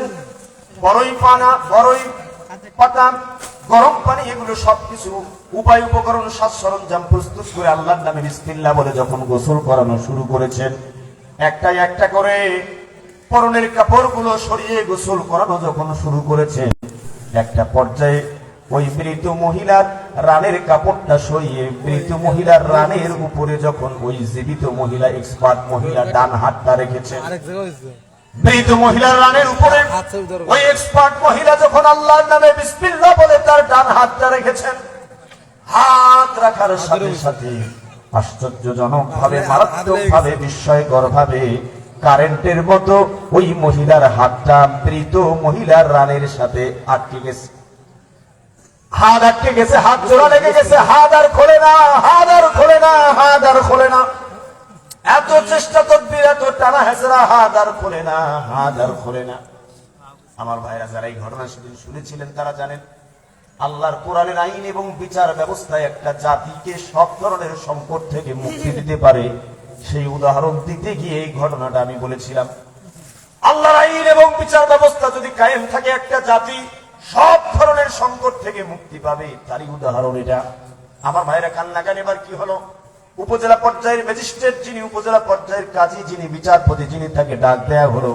সমস্যার সমাধানের জন্য তার পরামর্শ চাওয়া হলো, নির্দেশনা চাওয়া হলো। বাবা এদিকে একদম আমার দিকে তাকাও। উপজেলা ম্যাজিস্ট্রেট যিনি, তিনি ঘটনাস্থলে এসে হাজির হলেন। ঘটনার বিস্তারিত বিবরণ শুনলেন, বৃত্তান্ত শুনলেন। শোনার পরে কি হলো জানেন? একরা আমার চোখের দিকে তাকাতে হবে। হ্যাঁ, এমন ফু দিয়ে দেব, খবর খারাপ হয়ে যাবে, জীবনে বিয়ে হবে। আমার দিক তাকাও। আমার ভাইরা কান লাগান। এইবার কি হলো, উপজেলা ম্যাজিস্ট্রেট যিনি, ঘটনার বিস্তারিত বিবরণ বৃত্তান্ত শোনার পরে উভয় পক্ষের বক্তব্য, সাক্ষীগণের বক্তব্য, উপস্থিত জনতার বক্তব্য শোনার পরে উপজেলা ম্যাজিস্ট্রেট যিনি, তিনি একটা ঐতিহাসিক রায় দিলেন। কি রায় দিলেন জানেন? উপজেলা ম্যাজিস্ট্রেট রায় দিলেন, যেহেতু মহিলার হাতটা কবজি পর্যন্ত আটকে গেছে, সুতরাং একটা কাজ করো, মহিলার হাতটা কবজি পর্যন্ত কেটে দাও। আল্লাহু আকবার বলেন। কিন্তু ওই মহিলার স্বামী, সন্তান, আত্মীয় স্বজন বাদী হয়ে গেছে, বলে না না, এই বিচার আমরা মানি না। আমার স্ত্রী তোমাদের উপকার করতে আসছে, তোমাদের মহিলাকে গোসল করাইতে আসছে, আর আমাদের মহিলার হাত কাটা যাবে, এই রায় আমরা মানি না। উপজেলা ম্যাজিস্ট্রেটের রায় যদি না মানে বিচার যাবে কোন আদালতে? ডিস্ট্রিক্ট জাজের আদালতে বিচার গেল। জেলা জজ যিনি, দায়রা জজ তিনি, তিনিও ঘটনাস্থলে এসে হাজির হলেন। তিনিও ঘটনার বিস্তারিত বিবরণ শুনলেন, বৃত্তান্ত শুনলেন। উপজেলা ম্যাজিস্ট্রেটের রায় যে কেউ মেনে নেয় নাই, ওইটাও শুনলেন। শোনার পরে ডিস্ট্রিক্ট জজ যিনি, তিনি কি রায় দিলেন জানেন? তিনি রায় দিলেন, যেহেতু উপজেলা ম্যাজিস্ট্রেটের রায় তোমরা মানো নাই, সুতরাং একটা কাজ করো, ওই মহিলার রানের যেই অংশ জুড়ে ওই মহিলার হাতটা আটকে গেছে, মৃত মহিলার শরীরের যেই অংশ জুড়ে জীবিত মহিলার হাতটা আটকে গেছে, ওই অংশের, শরীরের ওই অংশের চামড়া গোস্ত কেটে কেটে হলেও হাতটা উঠার ব্যবস্থা করো। আল্লাহু আকবার। এইবার মৃত মহিলার স্বামী, সন্তান, আত্মীয় স্বজন বাদী হয়ে গেছে, বলে না না, এই বিচার আমরা মানি না। আমার স্ত্রী পর্দানিশীন পরহেজগার মহিলা, জীবনে এক ওয়াক্ত নামাজ কাজা করে নাই, আমার স্ত্রী কোনোদিন পর্দার বাইরে যায় নাই, কোনোদিন স্বামীর আনুগত্যের খেলাপ কিছু করে নাই। আমার এমন পর্দানিসীন পরহেজগার স্ত্রী, মৃত স্ত্রীর শরীরে চাকু দিয়া কাটাকাটি করা তো দূরের কথা, আমার মৃত স্ত্রীর শরীরে একটা ফুলের টোকা আমি পড়তে দেব না। সমস্যা বাড়ছে না কমছে? বলেন। এইবার ডিস্ট্রিক্ট জাজের বিচার যদি না মানে বিচার যাবে কোন আদালতে? হাইকোর্ট। হাইকোর্টে গেল। হাইকোর্টে প্রধান বিচারপতির চেয়ারে বসে আছেন ইমাম মালিক রাহমাতুল্লাহ আলাইহি। ইমাম মালিক রাহমাতুল্লাহ আলাইহি ঘটনা শোনার পরে দ্রুত গতিতে 250 কিলোমিটার পথ পাড়ি দিয়ে ঘোড়া দাপিয়ে ঘটনাস্থলে এসে হাজির হলেন। ঘটনার বিস্তারিত বিবরণ শুনলেন, উপজেলা ম্যাজিস্ট্রেটের রায় পর্যালোচনা করলেন, ডিস্ট্রিক্ট জজের রায় পর্যালোচনা করলেন, আর্গুমেন্ট করলেন, শুনানি করলেন। এরপরে ইমাম মালিক রাহমাতুল্লাহ আলাইহি মহিলার সাথে একান্তে কিছু কথা বলার অনুমতি চাইলেন। মহিলাকে কিছু জিজ্ঞাসাবাদ করলেন। ইমাম মালিক রাহমাতুল্লাহ আলাইহি মহিলাকে জিজ্ঞাসাবাদ করার পরে আল্লাহর বান্দা ইমাম মালিক আল্লাহর কোরআন হাতে নিয়ে সেদিন একটা ঐতিহাসিক রায় দিয়েছেন। বিশ্বাস করেন চান্নার পৌরসভার বিপ্লবী জনতা, বিশ্বাস করেন তাকুব উপজেলার চৌহিদি জনতা, আল্লাহর বান্দা ইমাম মালিক রাহমাতুল্লাহ আলাইহি সেদিন আল্লাহর কোরআন হাতে নিয়ে যে ঐতিহাসিক রায় ঘোষণা করেছেন, আজও পর্যন্ত গোটা পৃথিবীর সমস্ত আদালতের বিচারপতিদের জন্য ইমাম মালিকের সেই রায় একটা অনুকরণীয় দৃষ্টান্ত হয়ে আছে। জোরে বলেন সুবহানাল্লাহ। এখন কি রায় দিয়েছেন এইটা জানতে হবে নাকি? এইটা জানতে হবে নাকি? হ্যাঁ, আমি প্রতিশ্রুতি দিয়েছিলাম আমি বলবো। আমার ভাইরা, এই মোল্লা মেহেদি জি জি জি জি যেহেতু তাবারুকের ব্যবস্থা আছে, বাইরের লোক যারা মানে এই অনুষ্ঠানটা শেষ পর্যন্ত সুশৃঙ্খল ভাবে পরিচালনার জন্যই আপনাদেরকে ভিতরে আসতে হবে। বাইরের কেউ তাবারুক পাবে না, এটা একটা পরিষ্কার কথা। 2 নম্বর কথা হচ্ছে যে এই আয়োজনটাকে সম্পূর্ণ সুশৃঙ্খল ভাবে বাস্তবায়নের জন্য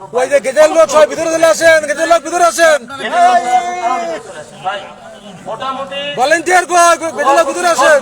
15 মিনিটে সবকিছু শেষ হয়ে যাবে। আপনার ভিতরে বসেন। আমি মুসাফির মানুষ, প্রায় 700 কিলোমিটার পথ পাড়ি দিয়ে এসেছি। আমি আপনাদের সবাইকে সাথে নিয়ে দোয়া করব। ভিতরে এই যে ডান দিকে আমার পিছন দিয়ে দেবে। কর্নারটাতে বসেন। যান, সবাই ঢুকেন, সবাই ঢুকেন, সবাই ঢুকেন। দ্রুত দ্রুত দ্রুত। এ ভাই, এই ছেলেরা, এরা কি স্বেচ্ছাসেবক না আনসার মিটিং লোক আছে? ওকে ওকে, জগা পিছনে দেবে, পিছনে দেবে। দ্রুত দ্রুত ঢুকতে হবে, দ্রুত। আমার ভাইরা, এবার আমার দিকে তাকান। মোল্লা মেহেদি হাসান এতিমখানা এবং মোহাম্মদ আলী মোল্লা হাফিজিয়া মাদ্রাসায় আপনারা জানেন আপনাদের কষ্টার্জিত পয়সা থেকে আপনারা সহযোগিতা করেছেন। বরাবরই এই প্রতিষ্ঠানের জন্য আপনাদের পয়সা দিয়ে, আপনাদের সমর্থন সহযোগিতা নিয়ে এই প্রতিষ্ঠানটা পরিচালিত হচ্ছে এবং এই প্রতিষ্ঠানের প্রতিষ্ঠাতা যারা তাদের সহযোগিতা তো আছেই। আমার ভাইরা, মাহফিলের কমিটির লোকজন তারা অনুরোধ করেছেন, তারা আপনাদের প্রত্যেকের কাছে সহযোগিতার আবেদন করেছেন। আমাদের মধ্যে অনেক মানুষ এখানে আসি, আমাদের বাপজাত দুনিয়া ছেড়ে বিদায় নিয়ে চলে গেছে, জীবনে বাবার জন্য তেমন কিছুই করতে পারি নাই, এরকম লোক আছে না নাই? জনম দুঃখিনী মা জীবনের তরে আমাদেরকে রেখে চলে গেছে, মায়ের জন্য অনেক কিছু করার কথা ছিল কিন্তু কিছুই করতে পারি নাই, এরকম লোক আছে না নাই? আছে আছে, জি সেটাই বলছি। আমার ভাইরা, এই বাবা যাদের চলে গেছে, মা যাদের চলে গেছে, বাপের নামে মায়ের নামে আপনি এখন আর শাড়ি লুঙ্গি দিতে পারবেন না। কবরে শাড়ি লুঙ্গি দেওয়া যাবে? কবরে বাবা মার জন্য খাবার পাঠানো যাবে, কিন্তু কবরে বাবা মা যেন ভালো থাকে সেই ব্যবস্থা করা যাবে। ঠিক আছে, ঠিক বলেন। সেটা কিভাবে? এই যে প্রতিষ্ঠানের কাজ চলমান রয়েছে, আমার ভাইরা মাত্র 5,000 ইট প্রয়োজন, 50 বস্তা সিমেন্ট প্রয়োজন, আর কিছু বালু প্রয়োজন। আমরা এখানে আমি শুনেছি অনেক ঠিকাদার আছে, অনেক সামর্থ্যবান মানুষ আছে। আমরা মাত্র কোন মানুষ যদি একাই 5,000 ইট দিতে চান আলাদা করে ভালো, কিন্তু আমি এটা প্রেসার দিতে চাচ্ছি না। আমি 5টা লোক চাই যারা 5,000 ইট দিবেন। মানে ইটটা আজকেই ট্রাকে করে নিয়ে আসি ফেলাইতে হবে এমন তো না। প্রয়োজনে 2-4 দিন 5 দিন সময় নিয়ে কমিটির লোকজনের সাথে কথা বলে তাদের কবে লাগবে সেই অনুযায়ী আপনি ইটটা পাঠিয়ে দিতে পারেন। আমরা 5টা লোক চাই যারা 5,000 ইট দিবেন। 1,000 ইটের দাম কত? 12। আচ্ছা 12 হোক, 13 হোক, যাই হোক, ভাড়াটা যেদিকে তার দায়িত্ব। 1,000 করে ইট দেবেন মাদ্রাসার জন্য। মাদ্রাসার কি বলে কনস্ট্রাকশনের কাজের জন্য প্রচুর কাজ চলমান রয়েছে। এই কাজগুলো বাস্তবায়নের জন্য আমরা আপনাদের কাছে আবেদন করছি, মা জননী চলে গেছে মায়ের নামে, বাবা যান চলে গেছে বাবার নামে, আল্লাহর ওয়াস্তে মেহেরবানি করে নিশ্চয়ই আপনার এই দান আপনার পিতামাতার কবর আযাব মাফ হওয়ার কারণ হবে। আপনার পিতামাতার কবরটাকে আল্লাহ চাইলে জান্নাতের বাগিচা বানিয়ে দিবেন। যারা বলেন আমিন, আর যারা বলেন আমিন। ভাই আল্লাহর ওয়াস্তে মেহেরবানি করে সামর্থ্যবান মানুষ যারা আছে একটু নিয়ত করে খুব দ্রুত করতে হবে। আমি জানি এখানে এই 1000 করে দেওয়ার মতো অনেক লোক আছেন এখানে। আল্লাহর ওয়াস্তে আমি মুসাফির মানুষ, আমি গুনাহগার হতে পারি, কিন্তু মুসাফিরের দোয়া কবুল হবে আমার নবী বলেছেন। কথা বলেন ঠিক না? বিশেষভাবে নিয়ত করে দান করেন। আমি মুসাফির মানুষ, মন প্রাণ উজাড় করে আপনার জন্য, আপনার পরিবারের জন্য, আপনার সন্তানের জন্য আমরা দোয়া করবো ইনশাআল্লাহ। এই যে কলিজার টুকরা সন্তানেরা, হাফেজ বাচ্চারা যারা আল্লাহর কোরআন হিফজ করছেন, এই প্রত্যন্ত গ্রামাঞ্চলের এই মাদ্রাসার ছাত্ররাই এক একজন বিশ্বজয়ী হাফেজ হতে পারে। কথা বলেন ঠিক না? এই প্রত্যন্ত গ্রামাঞ্চলের মাদ্রাসায় পড়েই কোরআনের পাখি আল্লামা সাঈদী গোটা পৃথিবীতে দিন প্রচার করেছেন। কথা বলেন ঠিক না? সাঈদী সাহেব কি খুব বড় মাদ্রাসায় করছেন না, আস্তে আস্তে আজকে না হয় বড় মাদ্রাসা হয়েছে সরসিনা মাদ্রাসা, কিন্তু তিনি যখন পড়াশোনা করেছিলেন সেটা তো ওই প্রত্যন্ত গ্রামাঞ্চলের মাদ্রাসাই ছিল। ঠিক না? ঠিক কথা। কে জানতো যে ওই সরসিনার ছাত্র আল্লামা সাঈদী একদিন বিশ্ববরেণ্য মুফাসসির হবে? ঠিক না? কেউ জানতো না। এই মাদ্রাসার ছাত্র একদিন মিজানুর রহমান আজহারির মতো বিশ্ববরেণ্য হাফেজ আলেম হতে পারে। কথা বলেন ঠিক না?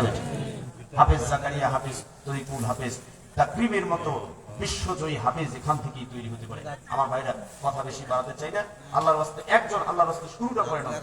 যেহেতু আমি আমার বাবার জন্য দোয়া করবেন, মায়ের জন্য দোয়া করবেন খুব দ্রুত। সম্মানিত ভাইরা, নাম কি ভাইয়া? লিল্লাহে তাকবীর। আল্লাহ তোমার বান্দা ইমরুল মোল্লা সাহেব 1000 দান করার প্রতিশ্রুতি দিয়েছেন। আল্লাহ তোমার বান্দার দানকে কবুল করো। আল্লাহ জানে মালে বরকত দান করো। যাবতীয় বিপদ আপদ বালা মুসিবত থেকে তোমার বান্দা এবং তার পরিবার বর্গ সবাইকে হেফাজত করো। বলে বলেন আমিন। আল্লাহ তোমার বান্দার পূর্বসূরি যারা অন্ধকার কবরে চলে গেছে, আল্লাহ দয়া করে মেহেরবানি করে তার পিতামাতা আত্মীয় স্বজন যারা চলে গেছে, আল্লাহ তাদের কবরগুলোকে জান্নাতের বাগিচা বানিয়ে দাও। জোরে বলেন আমিন। মন প্রাণ উজাড় করে আমরা দোয়া করবো আমার ভাইরা। আমি জানি 5000 দেওয়ার লোক এখানে আছে, যতক্ষণ পর্যন্ত